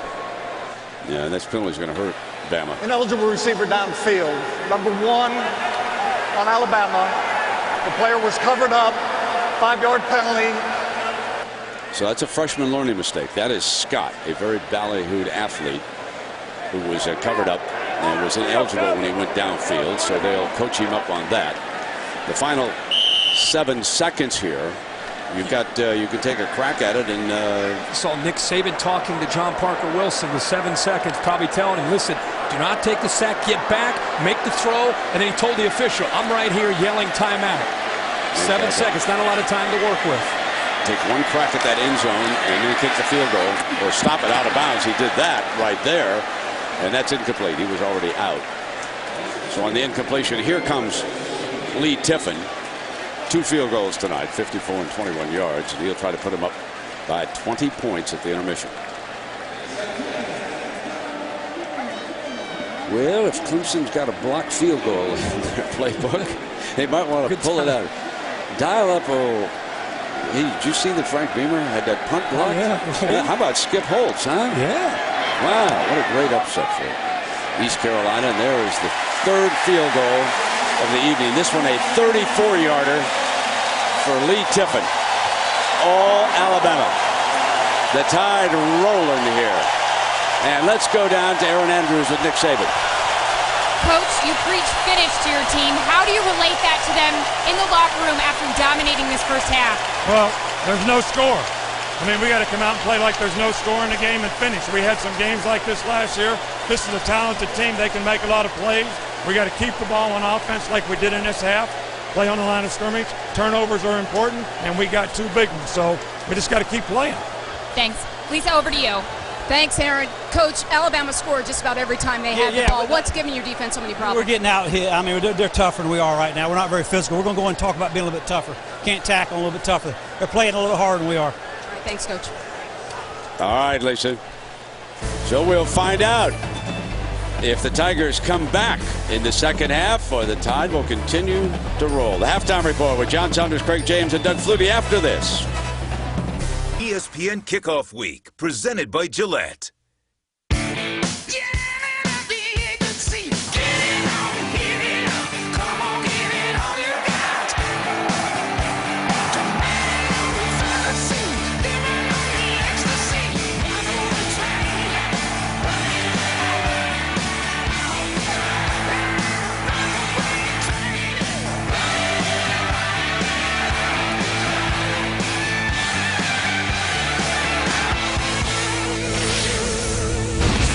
We welcome you back to the Chick-fil-A College Kickoff presented by Southwest Airlines. The Georgia Dome in Atlanta.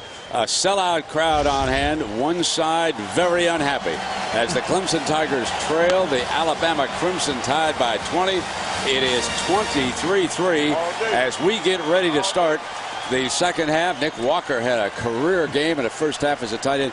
But you made a key point now. Clemson gets the ball first to start the second half. Yeah, it would have helped him, obviously, to get some points at the end of the first half, but do they get the opportunity here? But first half, if you haven't seen it, it's just been complete domination in the trenches. Tommy Bowden, the head coach of Clemson, walked off, made a comment, hey, we're just getting beat up right now. They are hitting us harder, and he's exactly right. We've talked about it throughout the whole first half.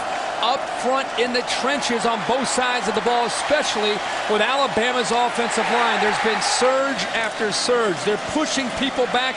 And then how about the young freshman back tonight?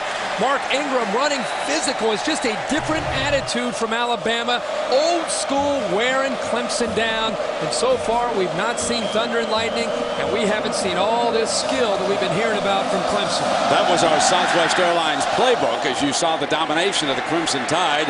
And now C.J. Spiller, he's lightning of the two, looking for daylight, spins free, goes left side, foot race, goodbye, hello end zone, we're back in business. That's a 96-yarder. Put it on the board, baby.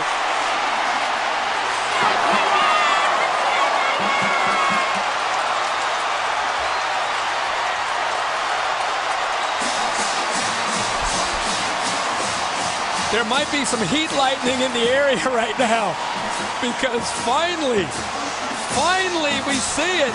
96 yards for C.J. Spiller, and that is exactly what Tommy Bowden and the Clemson Tigers needed to get the energy back, not just a touchdown, to get the energy and the life back in this team in orange. Buchholz tacks on the extra point, and let's take another look. He met resistance about the 25-yard line, Kirk, and was able to spring free to daylight. Well, anytime you have Spiller back there, there's always this potential. He shook one tackle, and once he was able to get off of Marquise Johnson, it was just all about speed. Unbelievable burst from C.J. Spiller. Watch 24 come from the left, has a clean shot, shows you there's some not only speed from Spiller, but also some toughness. He ran hard that time and gives the Tigers the touchdown that they needed. So let's see if we let Nick Saban keep score. It's 7-0 Clemson. That's right. Last year, Spiller returned a pair kickoffs for touchdowns for the Tigers. Tell me he's hurt. Stretching it out a little bit. Let's quickly go to Lisa. Well, Brent, one of the Clemson sports information officers was in the Clemson locker room at halftime, and he came out and told me that Tommy Bowden told his team, look, this game is not over, but you haven't played with any fire. He said, don't you dare hang your head, but you've got to have some fire. You've got to take the fight to them. C.J. Spiller, that touchdown, maybe they were actually listening, Brent. Absolutely. We see a few smiles over there on the sideline. Heads are back up. They were totally dejected in the first half, and now Tommy's got his troops trailing by 13, 23-10. That's why the return from Spiller is so important. Not just getting a quick score, but more importantly, helping with the energy. This is equally important. Don't let Alabama match it, because here comes the big one. Julio Jones. And he stopped about the 25-yard line. Quickly we go to Aaron. Well, this is not what Nick Saban told me coming out of the half. He preached to his team. He preached finish, just like he did going into the half. He said we have to keep them on their toes. But one thing he did tell me, Brent, is the offensive line, they have to keep up the pressure. They have to hold the line of scrimmage and keep the ball. No mental mistakes, guys. So let's see if they have any when they come out here in their first series. They were very efficient to start the game. It's all about establishing the running game and controlling the line of scrimmage in the first half. From the 25-yard line, and that was Glenn Coffey. One of the four running backs, and Darrell Scott makes a stop as we take a look at our Pacific Life game summary. Dominated completely by Alabama in the first half. Well, before the big return by Spiller, the thing that stands out, obviously, 7 yards rushing by Clemson in the first half. Look at the time of possession. That's one way to slow down speed, have that kind of advantage with time of possession, and just wear down the Clemson defense. They're playing with a different energy, though, here to start the second half. John Parker Wilson was 14 of 18 in the opening half, and here's Coffey with a big hole to the 47-yard line, and a tied first down before Chambers makes a stop, but it's a 19-yard burst. It's a big burst here, and also linebackers, actually the safety, Hamlin, blitzes from the outside, and because he couldn't get there in time, it allowed Coffey. See, Hamlin just a hair late, And once he missed that tackle off the blitz, there was nobody left there in the seam, and it's a big gain that time by Coffee. From their own 46. Stays with Coffee. Stopped at the 50-yard line on that first down carry. Well, this Clemson defense, Vic Coney told us earlier this week, he's had some pretty good defenses as a defensive coordinator at Clemson in the last 3 years. He said this team has a chance to be the fastest and the best defense that he's had since he's been at Clemson. Boy, that's accurate. That's true. We need to see him step up, because after a big return, the last thing you want to do when you're down is to allow your opponent to go right back down the field. They need to get Alabama's offense off the field. Freshman Mark Ingram checks back in at running back. Impressive in the first half. He pass protects. Wilson's got time. Far sideline incomplete. That one was intended for Jones, the freshman phenom from Foley, Alabama. Preston Butler, the corner, is left on an island against the superstar true freshman. A little hitch and go. Little inside move. And Butler didn't even think about biting. He's out there by himself, giving up some size to the much taller Julio Jones. Great coverage. The ball thrown to the outside. We'll give Butler a lot of credit for being out in an island there and making the play. Nick Walker was the preferred target. He caught 6 passes. Here we are in a 3rd and 6 again for Alabama. Has time, going deep down the middle, incomplete. Marquise Mays.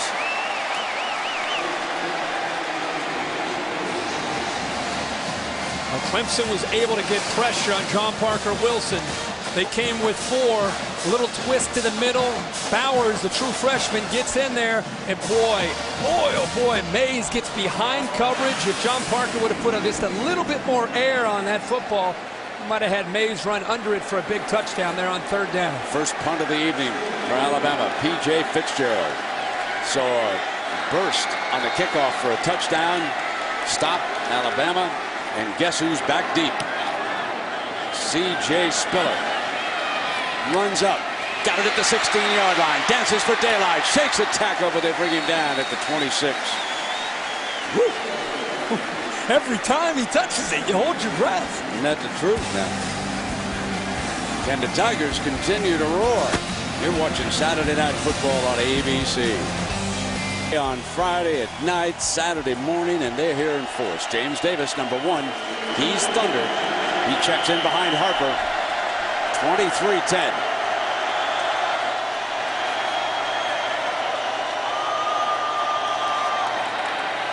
Davis steps back for a couple of yards before he is brought down. And Dederick, who had a big sack in that first half, in on the stop there, number 95 for the Crimson Tide. This defensive line with Terrence Cody at the nose guard, and Bobby Greenwood over on the other side, and the sub-supplement, they really played well.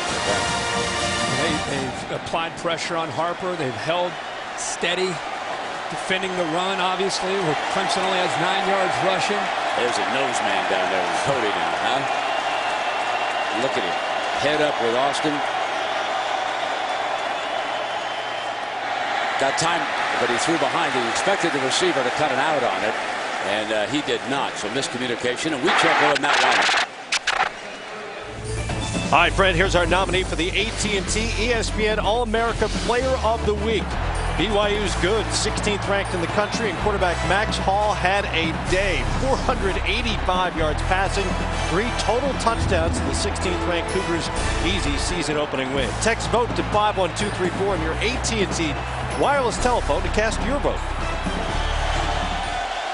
Get your tickets for the BYU-Utah game late in November. Good call. Decide a spot in the BCS. That's going to be a dandy.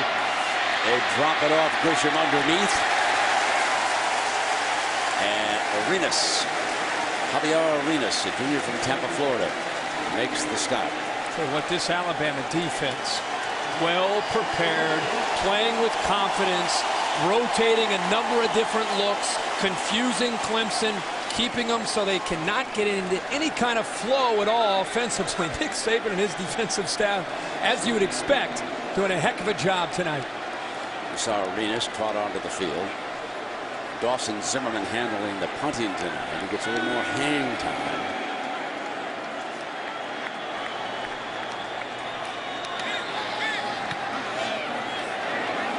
Trying to angle it. Arenas, 40. And short of the 45 is the special team attacks him right there. Well, Clemson forced a punt in Alabama's last series. Now let's see if the Tide is ready to roll again. While you were away, Instant Replay wanted to take another look at this 11-yard punt return with Alabama leading Clemson 23-10. They may have detected a knee on the ground which would kill it right there at the 33 about. It was an 11-yard punt return by Arenas. If the knee gets down.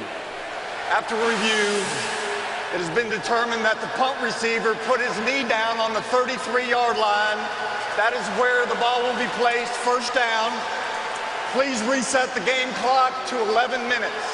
11 minutes. Cost Saban in Alabama 11 yards. It was a good pickup by Instant Replay. Yep, good catch by the guys upstairs.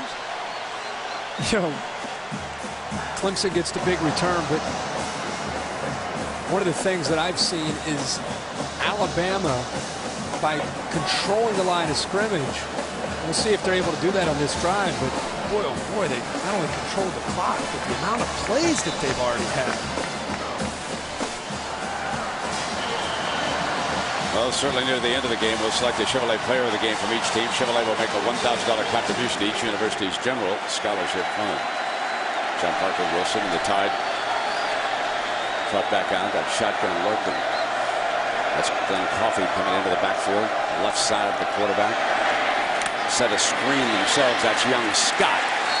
And not much doing on that play. It was read perfectly by Brandon May, a freshman linebacker from Mobile, Alabama for Clemson, who has played a fine game here tonight. Number 20 has been a very active defender in the middle for the Tigers. Talking to him this week, this is one of those games. He's an emotional player.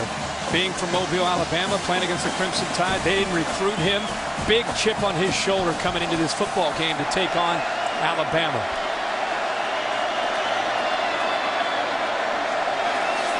Second and 10. Here's Coffey. Short of the 40-yard line. This will bring up the third down. Just kind of wearing Clemson down. And when you control the ball and you keep the ball away from your opponent, look at the difference. 27 plays. They have run 27 more plays than Clemson. Clemson's only run 25 plays. What happens is you wear a defense down when you possess the ball and continue to just wear on them. Agreed, but here is a big third down for Clemson. If they can force them to punt again, Bama needs 5 yards. Pressure, gets it off, and complete. Jones, the freshman. And Bowers was closing in. Let's see if he made the clean catch on this ball. He was going down. Well, you didn't really see a reaction. He was right in front of the Clemson bench, because I was with you, Brent. I thought the ball might have gone down towards the turf. Like he got his hands underneath the football. But a nice throwing window, and John Parker Wilson, they're going to take a peek at it. Yep.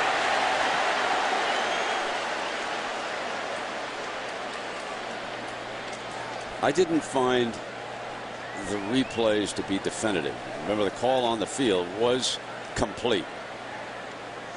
The visual evidence has to be clear cut. Tommy's going to challenge this. Clemson called a timeout to challenge the ruling of a catch on the prior play. So let's take a different look here. Well, I agree with Brent. The first one we saw, I don't think it's enough to turn it the other way. It's heading towards the turf, but his body gets in the way. What about the nose of that football? Is there anything definitive here? Take a look. That looks like a catch to me. Can't tell about the nose. You just can't see it.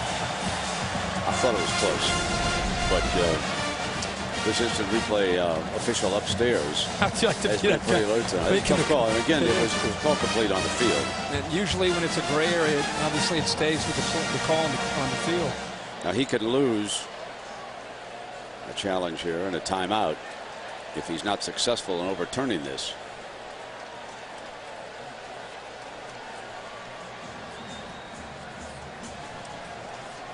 And while we've got a moment, let me remind you the drama, the romance. It's the season premiere you've been waiting for.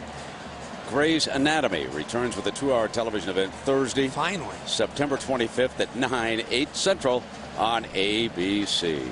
The Herb Street household will be watching. Absolutely. And of course, we'll also remind you that 2 weeks from tonight, you'll want to be with us out at the Los Angeles Coliseum. Pretty big tussle between Ohio State and USC. USC very impressive today. After review, the ruling on the field stands. First down. Well, we could sit here and debate. If you're a Clemson fan, it's incomplete. An Alabama fan, it was a catch. But up here, you really. I didn't think it was inclusive. Yeah, so you're going to always stay. Catch, so you stay there. If it was called incomplete, it would have been incomplete. So here we go. 1st and 10. 9:26 to go in the third.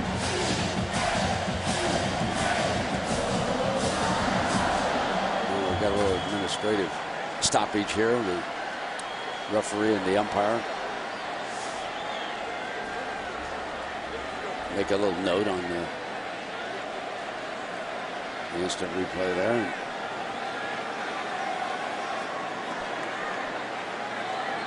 First down and 10 for the Tide. John Parker Wilson, 16 to 22 tonight, throwing the ball. Staying on the ground with Coffee. Big hole. Coffee for 9 yards. Brent, I know I keep saying it, but when you continue to run the football and have success, the challenge for Clemson is to not give up and get worn down mentally, not just physically. And when you see a ball carrier dragging tacklers 5 yards, that's where fatigue is starting to set in. Missed tackle. Coffee carrying a defender 4 or 5 yards. That's the result of what happens in the second half when a team is continuing to get physical up front. 81 yards for Coffee. And about 4 more as he bangs for that first down. So the junior from Walton Beach, Florida. And boys, I mentioned all those towns up there and along the Gulf Coast. Gustav, every time you turn on the television, scares you a little bit more and more. And we hope that people are leaving New Orleans safely. And I know a lot of them are headed up to Shreveport. I saw on the news today the buses were loading up, and we joined everybody. And don't gamble. 3 years ago, we had that horrendous Katrina. So under pressure now, John Parker Wilson, and it's incomplete. It'll be 2nd down and 10 from the 39-yard line. McKissick. He's there defensively. Julio Jones checks back in from the Alabama sideline. They've got 2 hand signalers for Alabama. One, of course, a dummy signaler for Nick Saban. John Parker Wilson, the senior. He's got a very good offense here tonight.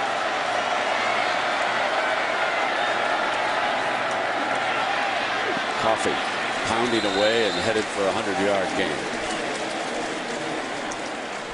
The coaches call Glenn Coffee their most reliable back. Just a complete running back. Catches the ball out of the backfield, runs hard, understands the system. Big thing, he's good on pass protection. Jim McElwain right now, give him an A+ for his performance right now as an offensive coordinator at Alabama, 2.5 quarters into his start. Another big 3rd down for his offense and also for this Clemson defense. John Parker Wilson has not thrown an interception tonight, and that is big with him because that plagued him last year all too often. He's going to put it up again. Beautiful throw for the first down. And number 88, Nick Walker, senior from Alabama, having his career night. 12 yards on that play. just keep an eye on him and watch how easy this is. It's nothing elaborate. It's not crazy. Goes to the flat. He's got man coverage. Look how soft the cushion is. And that's a mistake by Clemson. Anytime it's 3rd and 4 or 5, you should step up because of how many short throws we've been seeing from John Parker Wilson. You'd think they would step up to negate that, but they continue to give him the short, easy throw for another first down. Ingram. Now he starts to pound away. And when he hits people, they go in the opposite direction. Almost every time that he's been in a football game. And isn't it nice for him to come in with a fresh set of legs? Coffee carries the ball for 4 or 5 times. Bring in the true freshman, Mark Ingram. Here comes that poor safety that's been coming up, hitting Glenn Coffee. And now he gets 220 more pounds thrown right into his shoulder. Alabama has rushed for 178 yards tonight, and they have held Clemson to 9 yards rushing. Domination in the trenches. And Ingram again. It is possible tonight that both Coffee and Ingram will go over 100 yards. Coffee already has 90, and Ingram was 65. And Walker, you look at Big Walker, the tight end, who's had his career night, and it's easy to forget that when he was in high school, he was a place kicker, and a good one. And we've got one of the big tackles down there. Andre Smith. He's had a big night. A great game tonight. He has been pushing Clemson defensive ends all over the field. Let's take a look here to see if there's anything. Look, that's been pretty much his night. Just pushing people around. Like maybe he possibly that lower leg, maybe an ankle. We'll have to see. He was thinking about trying to stay in, and then eventually he just says, I just can't put any weight on this thing, and he just goes down. You know, Kirk, it is so interesting what Nick Saban didn't have when he got at Alabama, and that was talent. Now Smith, of course, is one of the more talented ones, but let's go back to the last NFL draft. It was the first time since 1970 that not a single Alabama player was picked in the NFL draft.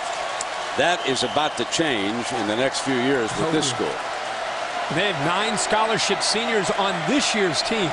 Still a young football team. 3rd 2. John Parker Wilson on a nice roll, and wide open is Ingram. Nick said he had good hands, and why not? It's in the genes. Ingram can catch, but I'm still somewhat mystified why, after 2.5 quarters of dinking and dunking the football on 3rd down, that Clemson continues to give such cushions to the backs and to the tight ends to allow John Parker Wilson to throw the ball about 3 or 4 yards downfield, make a catch, accurate throw, turn upfield for a 5-yard gain, first down. They're 8 of 12 tonight on 3rd downs. Alabama from the 11-yard line. And that time Clemson jumped that play.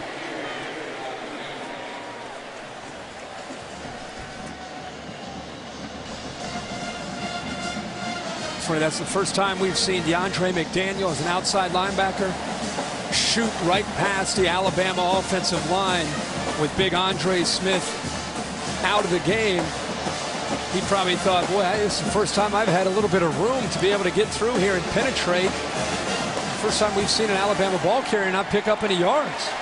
Mike Johnson slid over from guard to tackle, and they moved the backup guard David Ross into the left guard spot. So that was the realignment after Smith limped off. 2nd down and 10. Driven out is the freshman at the 5-yard line.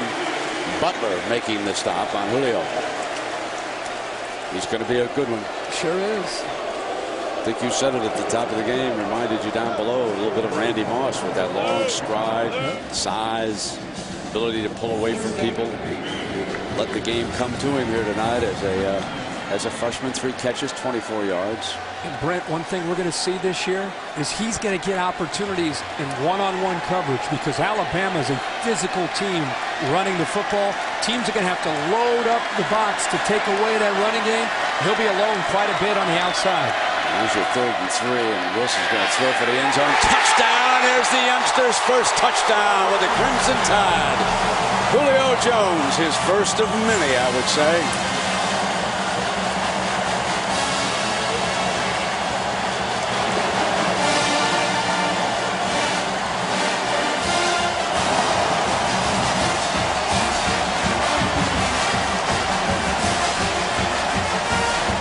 For 2, you can see the signal from the bench.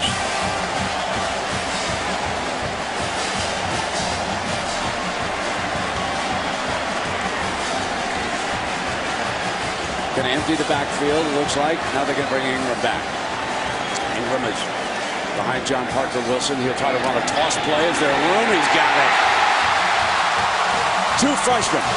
Jones for the touchdown. Ingram dashes in for the 2 points.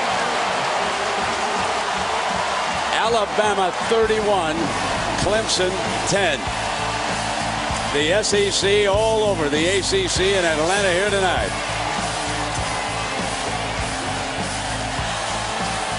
And the second of the sensational freshman on a toss play. 2 more points. You're watching Saturday Night Football on ABC. This ESPN telecast available in high definition on ABC HD. It is now 31-10 as Jones has recorded his first Alabama touchdown. Julio Jones gets his touchdown, and I want you to watch the confusion by the Clemson defensive backs. It's a simple little route, but the confusion, one is playing man, the other is playing zone, and then they turn and look at each other as if to say, what's going on? And then it continues over to the sideline. They're arguing with each other. Kind of sums up the night, what we've seen tonight from Clemson's defense. Confused and trying to respond to what Jim McElwain, the new offensive coordinator at Alabama, has done to him tonight.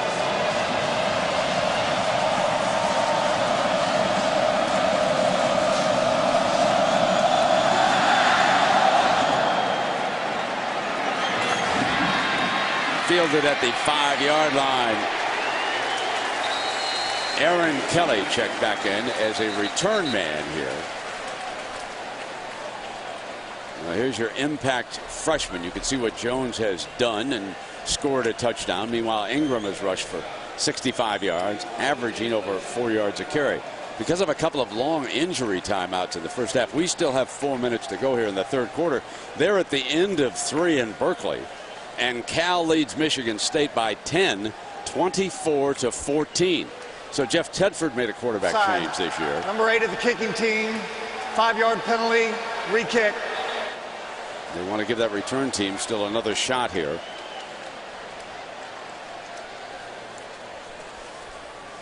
You know, there's one thing when you want to tell a story about Nick Saban there. In his first game as head coach at Michigan State, they opened up with Nebraska, and Nebraska blew them out. It was something like 56-13. Amon Green and you remember Lawrence that team? Phillips. Right. Yeah, they met at the middle team. of the field. Scary. Nick said he was way down. Tom Osborne shook his hand and said, "Coach, you're not as bad a football team as you looked tonight." And you know what?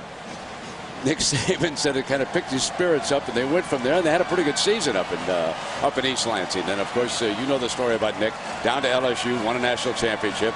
Brief cup of coffee that ended very unpleasantly for the Miami Dolphins. Nick made a horrendous mistake of saying before he left that he was not going to leave for the job at the University of Alabama. I'm sure he'd love to have that statement back.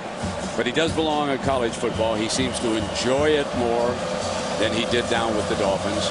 More control. I think it's safe to say at the collegiate level that what he experienced while he was at Miami. Speaking of control, I'm going to show you a story. Forbes magazine came out, fumble. That player might have been down. Yes, he was at the 25-yard line, and they'll put him in play there. The September 1st issue of Forbes magazine, Alabama head coach Nick Saban was called the most powerful coach in sports. First college football coach to make the Forbes cover since the magazine was started in 1970. Now there's the total control. Recruiting, coaching, business, public relations. 25 hours of private use of the university airplane, couple cars, country club membership, extras. Yeah, they say closer to $5 million a year.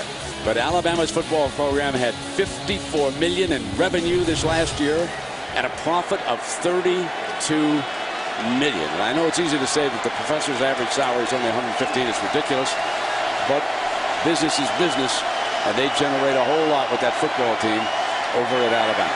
Here's Harper, threw it in beautifully, and it'll be a first down at the 36-yard line. That's one of his best throws of the night to Tyler Grisham. Well, it was a gutsy throw, too. He had to go right over the top of a defensive back, and it was a close call, but he was able to squeeze it in there. Arenas usually playing corner, but with defensive backs, he slides in to play over the slot. The ball went right over top of his head, and good thing he's only 5'9", and that ball would have been intercepted. 3:40 now, still left in the third quarter. Empty the backfield out. Spread the receivers wide. And watch the defensive front from Bama. They've been able to apply heat with 4 rushers. Now they blitz. And it's dropped again. Incomplete, in and out of the hands of Fairburn, his second drop of the night. Faber is really having a tough night. This time Arenas coming on the blitz just to get into the face of Harper to try to slow him down. And one thing that we have seen is when the pressure has come, Colin Harper has not only not been able to settle in and step in and get a chance to complete the ball, but a lot of these receivers are not helping him out. He puts the ball there at times, and they're not holding on to it. SEC better get ready for the corner and the safety blitzes, because when Saban's got it rolling, that's where he brings the heat. This is Davis. Can't get back to the original line of scrimmage. Now he bangs through for a couple of yards. Johnson bringing him down there. Skies are clear as far as thunder and lightning are concerned, folks. We've had one big kickoff return, but other than that, blue skies as far as Alabama is concerned. Kind of get the feeling that this Alabama defense is going to be doing this to a lot of people. They make it so hard to run the football with the way they play up front. They're forcing Clemson to try to throw, and then when they throw, they get enough pressure on Colin Harper that he doesn't have a chance. Looks to me like Nick Saban may be ahead of schedule. Oh, yes. Harper's in trouble. Going to be ridden down at the 29-yard line. Chavis Williams, the sophomore from Dora, Alabama, put a saddle on him and run him down. Talk about the creativity and the great defensive coaches.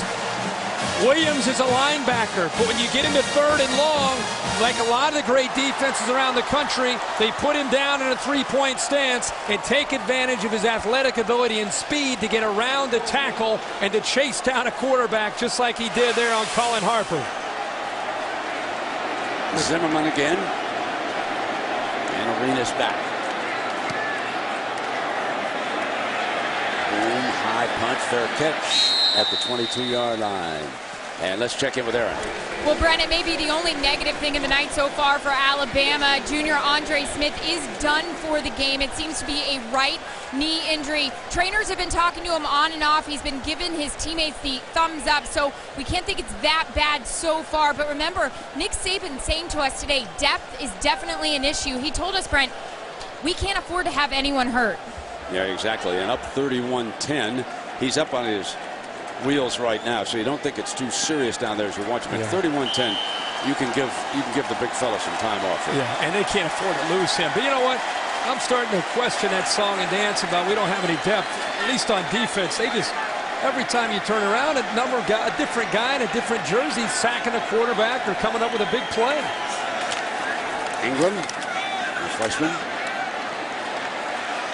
Looks like he's got a tremendous upside for the Tide. Like I said, everybody came in raving about Julio Jones, and we can certainly understand why. Over the defensive side, that Dante Hightower, that 250-pound freshman, looks like he's about 265. The naked eye, he's played well for him. And they've had some great contributions from some of the youngsters here tonight. And of course, Nick didn't know what to expect from all of them. Sure, they practiced, but game speed is a little bit different. 2nd down and 6.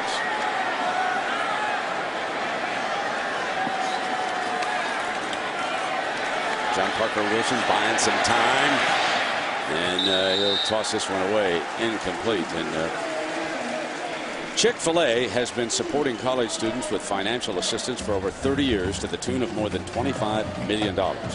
So in sponsoring this inaugural Chick-fil-A College Kickoff, they will contribute $50,000 to both Clemson's and Alabama's general scholarship funds. A very generous contribution by Chick-fil-A, and I'm sure both of the schools want to thank them for that. Third down now coming up for Bama.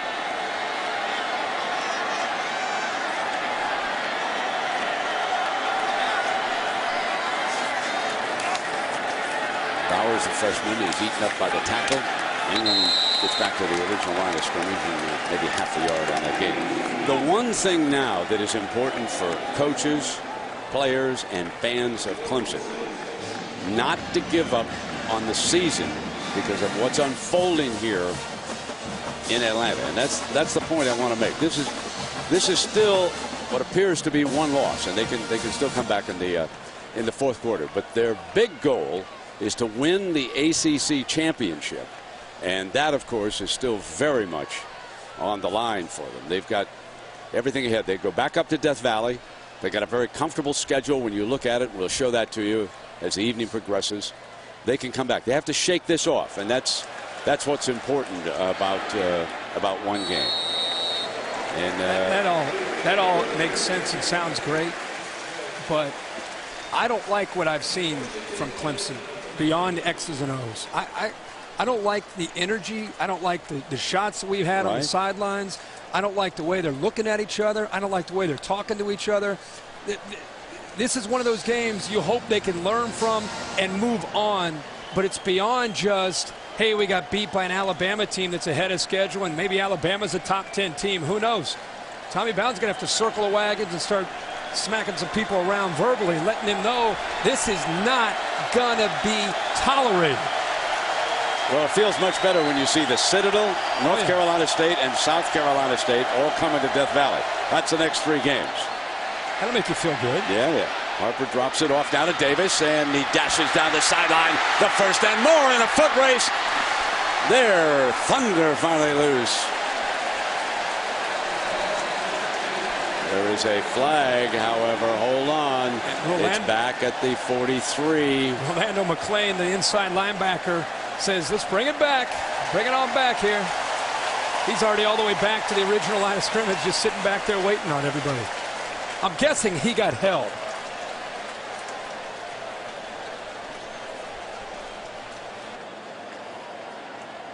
So this will negate a 42-yard gain with the penalty at the end of the quarter. They'll snap again here.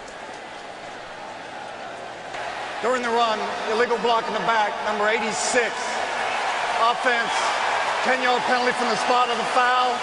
We will have 1 untimed down. Can't end the quarter on a penalty, so that's why we have the untimed down coming up. Free play. Yep, free play, but finally get a big play here by James Davis. And big Michael Palmer. That was McClain that ended up getting held or kind of pushed in the back there to free up Davis to go down the sidelines. And they could run, too. That's why he was the one walking all the way back, saying, bring it on back. Let's go.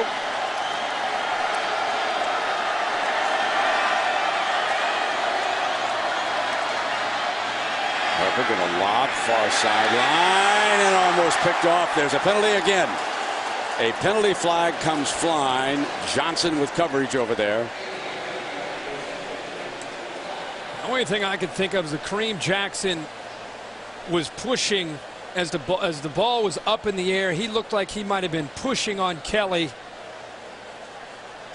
trying to get even with him to go up into the air. Number 3, it was not Johnson who went up again to try to make the interception. Watch the left hand of number 3. See how he's pushing? I'm going to call that, not to mention he never really looked back to find the football. It's a good call. See his left arm pushing him. The ball's there. That's pass interference.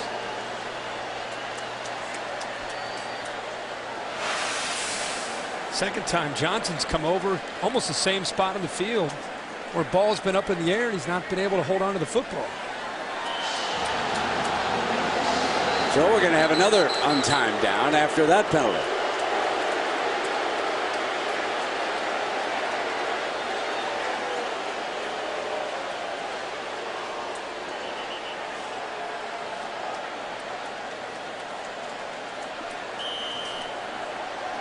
They start the 25-second clock, but Harper's quickly up under center.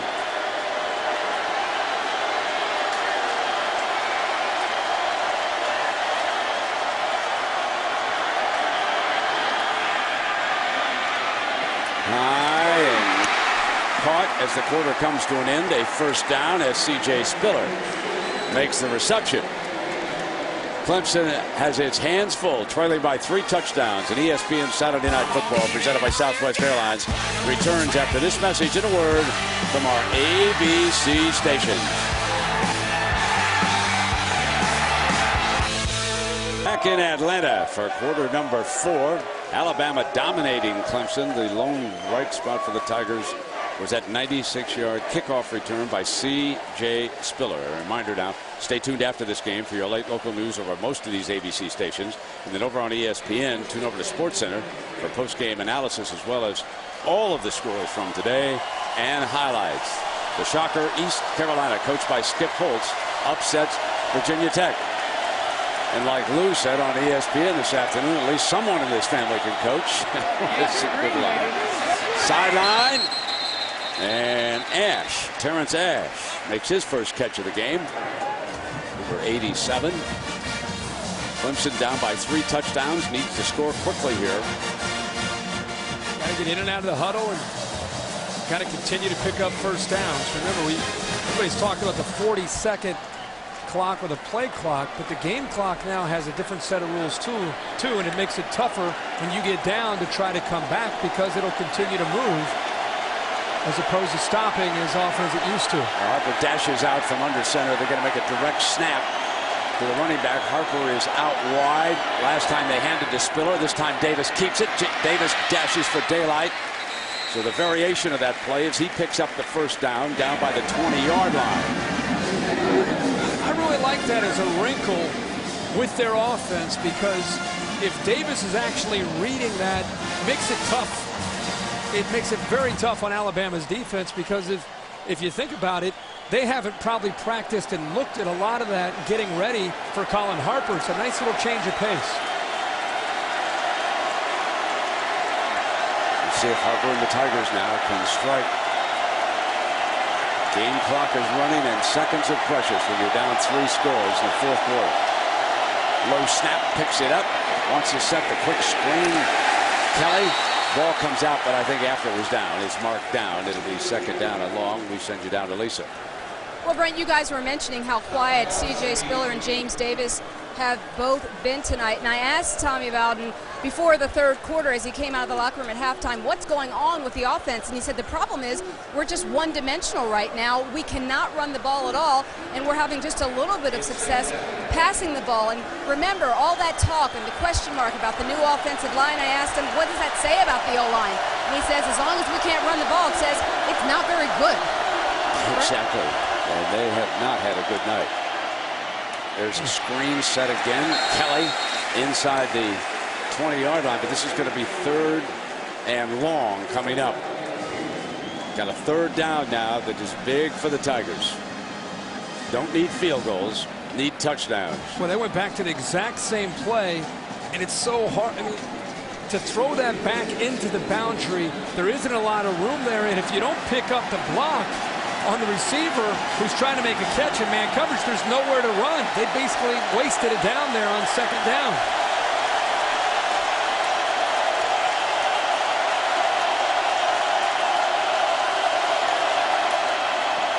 Harper throws high and incomplete, and it is 4th down. He got the matchup that he wanted. One-on-one coverage with Ash going up against a safety, Sharif. He got behind him, but he actually threw the ball behind him instead of in front, where it would have just eventually led him towards the end zone. Sharif catches a break. Harper throws the ball behind Ash, had a touchdown there. Got to go for it when you're down 21. 12:40 to go. Not a time for field goals. They can get a first down, 12-yard line.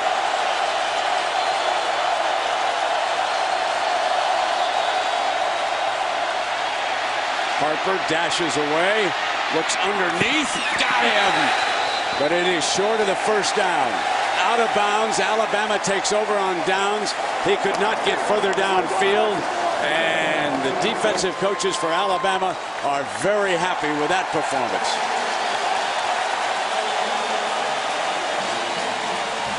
Good effort here by Harper, who's not necessarily fleet-footed, but at the same time is able to buy time and ends up to bury the big tight end. Is dragging across. He knows it's going to be a little short, but I think he's hoping that Barry would have enough room to try to step upfield for the next couple of yards. He just didn't have enough room there towards the sideline.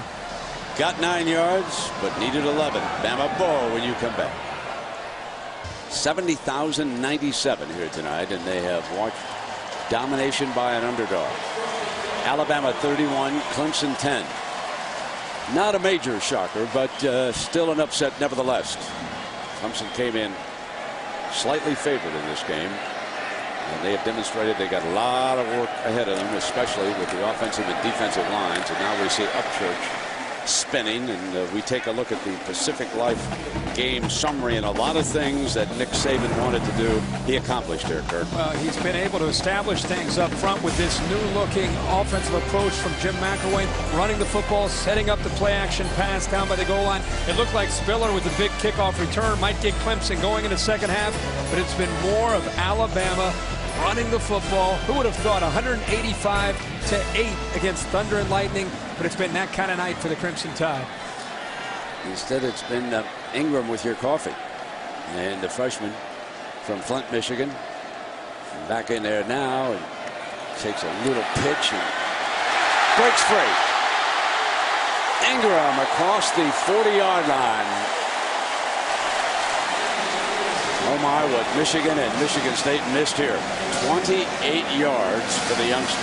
This is poor tackling, a tired defense. Not wrapping up, just bouncing off, and it's great running, don't get me wrong. But look at this tackling by Clemson. It's in the fourth quarter. McDaniel bounces off him. You see Connor just throws his shoulder into him. And against a quality back like this, he's going to run right through. Just if you're not going to wrap him up and you're just going to bump him, he'll run right through that every time. It's another sign of fatigue by Clemson's defense. Upchurch crosses midfield. A favorite chant going on right now, the SEC chant that SEC fans loved. No question about that here tonight. Their teams win. You look ahead at Alabama, and there's no reason why they should not be 4-0. Okay, they do have to go to Arkansas, but the Razorbacks may be down a little bit. We've got home games at Tulane and Western Kentucky coming up next, and then the schedule gets a little bit tough for the Tide as they come down the stretch in the SEC. Looking on this clock right now with Upchurch going right straight ahead. Here is the schedule we take a look at. They do have to go between the hedges, and that is not going to be easy. At Georgia on September 27th. Then you see they've got a road trip on October 25th up to Tennessee. Still have to go to LSU, and of course on November 29th, that's the season breaker right there. You know, it's funny. Outside of looking what Alabama has, Georgia, every time we talk about Georgia, the #1 team in the country, we always talk about can they get through the schedule. And one of the games we've never even brought up until tonight is playing Alabama at home. So now you up the ante that much more for Georgia and their schedule and how tough that thing will be for them to get through.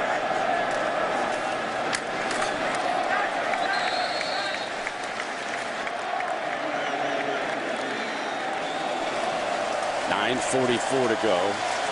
Upchurch moving the chains again. Saban and the Tide just bringing the seconds down off that clock. So the one thing when Alabama does go to Georgia for that game between the hedges, they will find a new mascot. The unveiling today of Uga the Seventh. That's right. He's 3 years old now, and the seller from Savannah escorted him on the field over there, and I'm sure he was a big hit with all my friends over there. There's no mascot like Uga. I'm telling you right now, there is Ingram, and now there was a rumor he was a black bulldog. Yeah, yeah. Is that? Did they end up going with the black bulldog? Says it Uga the Sixth there from the Journal-Constitution. He was the pops. I don't think they went that way. They went the traditional. I'm looking here to see Lauren's Best. Okay. Oh yeah. The great sideline reporter over there. All right. That's right, Lauren Smith. That's who he's named after. Okay. He works the side. He knows Uga better than anybody over there. You know. Uga has a doghouse with a bag of ice and air conditioning. I mean, he is taken care of. Those hot days down between the hedges. Yes, indeed. He is hanging out. Well, let's take a look at the All-State top 10. Grant is now the running back, and there are the Dogs. They beat Georgia Southern pretty easily today. Buckeyes got through. USC we've talked about. Kirk, what jumps off that page other than Clemson losing here? Well, Clemson losing jumps out. Everybody else is taking care of business. I guess it was somewhat predicted, but the thing that happened today is USC going on the road across the entire country. Lost 10 players to the NFL coming back this year. Mark Sanchez dislocated kneecap. What's going to happen with all the injuries? Business as usual is what happened. Exactly. And they have an off week to get themselves ready mentally and physically before Ohio State comes to town for the showdown in a couple weeks. Caught. Mike McCoy to the 20-yard line for a 1st and 10.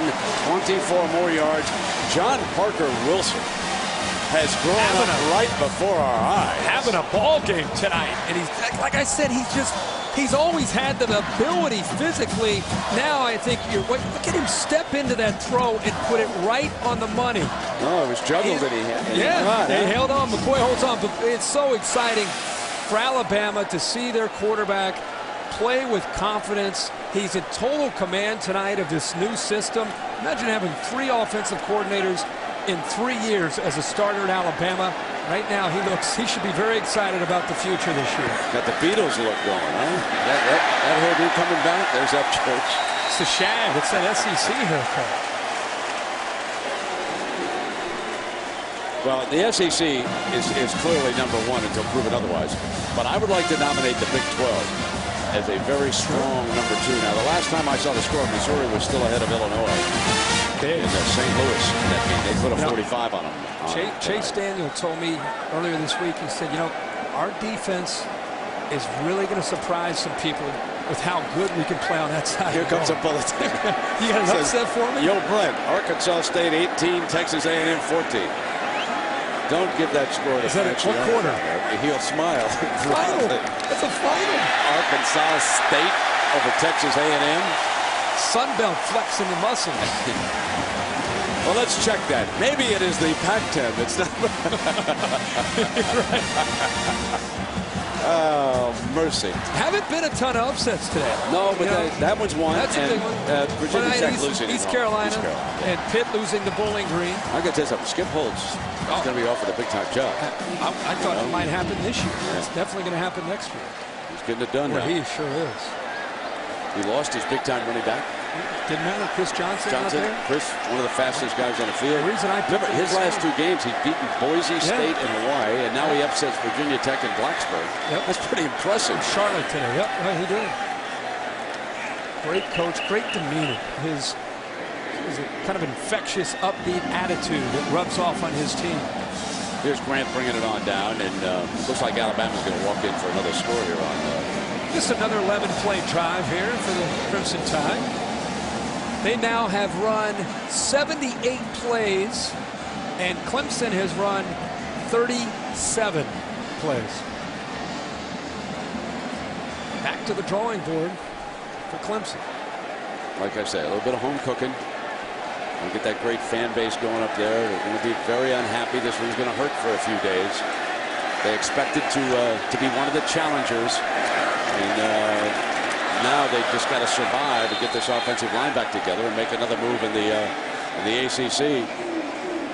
Well, the talent is there for this team to still have a great year, but emotionally, I want to see if they can turn this thing around. The SEC champ starting up again. A lot of the orange-shirted ACC folks are headed for the exits. I see far more empty seats over there where the color orange was predominant than I do over right underneath us. They're You see the split? Guess who's not leaving? 79th play. Only 2 plays all night were negative for Alabama.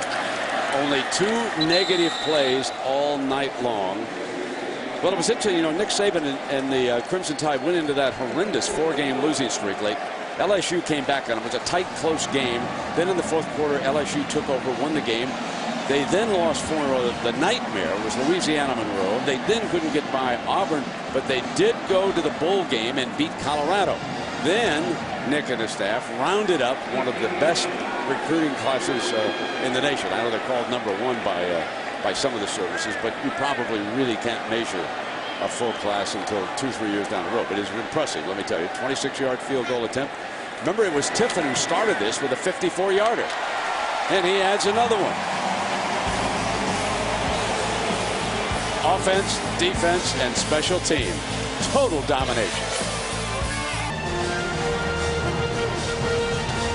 Alabama back in business. 34-10 here. 3.5 minutes left in the 4th quarter. A reminder, stay tuned after the game. Your late local news over most of these ABC stations over on ESPN. Now, turn to SportsCenter. Post-game analysis as well as scores and highlights from all the games around the country. College football is underway. It'll go through the weekend. Don't forget Monday night on ESPN. Go to Tennessee and UCLA. How will the Bruins be? Phil Fulmer, another SEC team. And this might give you an indication as you watch Alabama dominate Clemson of what Tennessee might do when they go on the road out west. I know you like to look at conferences and compare, although Tennessee does have to break in a new quarter, right, Kirk? Yes, Kevin Kraft, who transferred in. He was going to be the 3rd string quarterback, but there have been so many there that we'll see how he does. I think Tennessee is going to go out there and not only represent the SEC and show the dominance of that conference, big chip on their shoulder, I think. Nobody's talking about it. I think they're going to go out there and make it tough for Rick Neuheisel and the Bruins.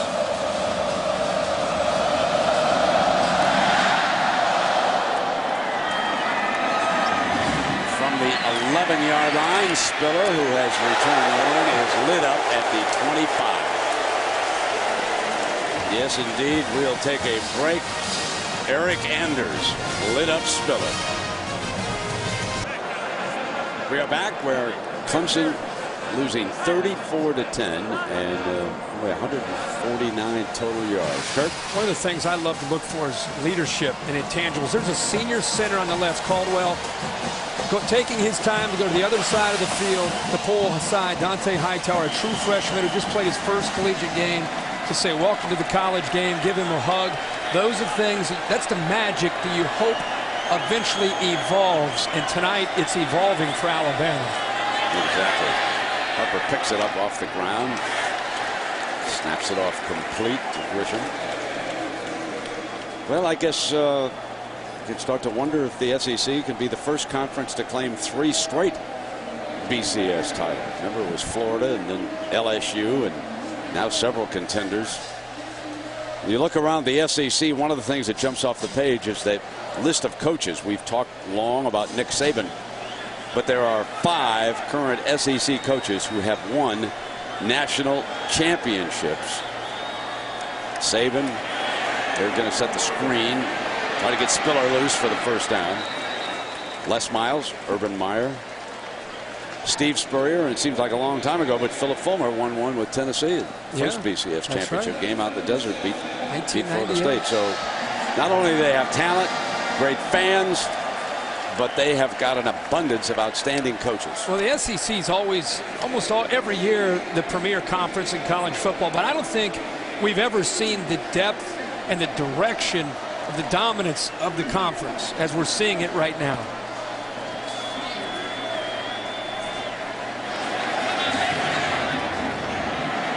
A slant to Ash. That's his second catch of the night. Brent, coming into the night, coming into opening weekend, everybody talked about Georgia and Florida. South Carolina looked good on Thursday night. Right. Tennessee's a team in the East. That's just the East. And then in the West, it was always Auburn and LSU. Ole Miss might be an upset. You know about Alabama, Nick Saban. All of a sudden, you look at Alabama now.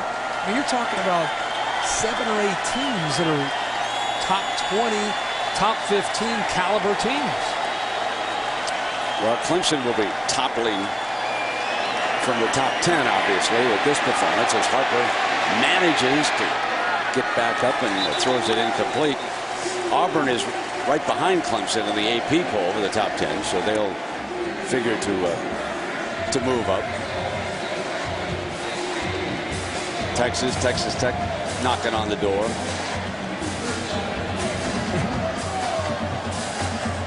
A downer. A bummer. Even the SO Club is quiet.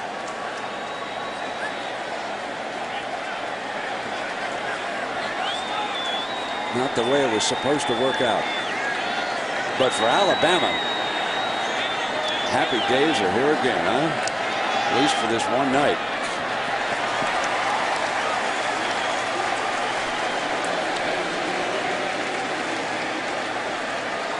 So they beat a top 10 team here tonight. The Tide's last win back in 2005. People think last year at 7-6 it was a down year for Alabama. You and I were talking before the game. At one point they were 6-2, ranked 17th in the country, up in the fourth quarter against LSU at home and gave up that lead and lost 4 straight. A lot closer than people give them credit. There's Tyler Grisham again. Yeah, that final against LSU with 134, that was a flameout. Then Mississippi State. Interception before the half, return for a touchdown, and then I think they ran out of gas. Yeah. They shut it down after that. And then Louisiana Monroe, that was 21-14, and Auburn 17-10, and then they did come back against Colorado and Shreveport.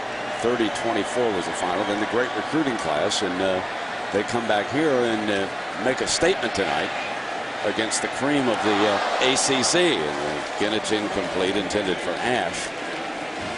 I don't want to pile on the ACC, but it is a fact. Virginia Tech losing to East Carolina. You had Thursday night, North Carolina State losing to South Carolina, dominating fashion. Tonight, what was thought to be the best team in the ACC getting dominated tonight. Just not a good start for the college football season. Wake Forest did go to Waco and knock off the Baylor Bears. In Maryland, only 14-7 win over Delaware today. Second down, and that's Kelly. Ripped out of bounds, and Alabama continues to be physical. Talking to Saban about what he wanted to accomplish at Alabama, he said, we have to change the mindset, you know. And he said the fans sometimes their expectations are too high, but you know, he doesn't want to force things with this team. And last year, it's interesting what he did. Jones, they knew all along, the staff felt that Jones was not going to declare early. But it was the first house on December 1st that Nick Saban went to. He went and sat down with Jones, and he said, you are our #1 prospect, and we want you to know that. He knew he wasn't going to get a commitment then, but they stayed with him, and Julio is now a member of this rising tide over in Tuscaloosa, and it just shows you the premium work that Nick Saban does as a recruiter. And the sack that time was Higginbotham. Anybody who's followed Nick Saban's coaching career, whether you like him or you don't, the results are obvious. When he went to Tuscaloosa, I think most people felt within 3 years Alabama would be where LSU is currently, and they're definitely on their way in that direction. Well, the only negative, and there's interference, line judge called it. The only negative on his entire resume is how he left the Miami Dolphins.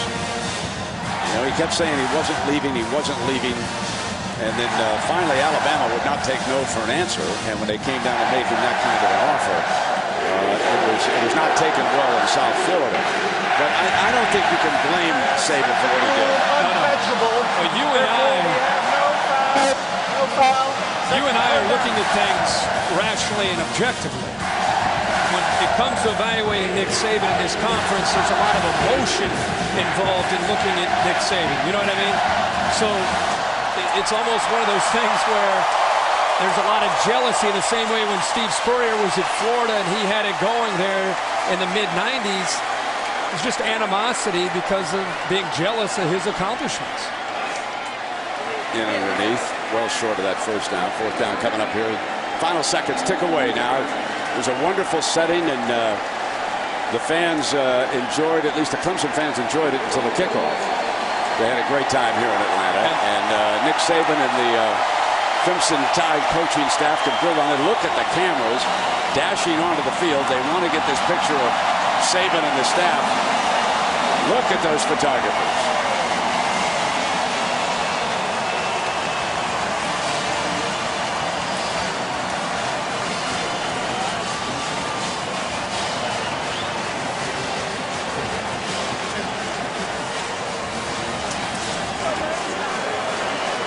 So we'll take a break, then we'll come back. We'll wrap it up. Alabama, a big win in their opener. They upset Clemson. 34-10 is your final score.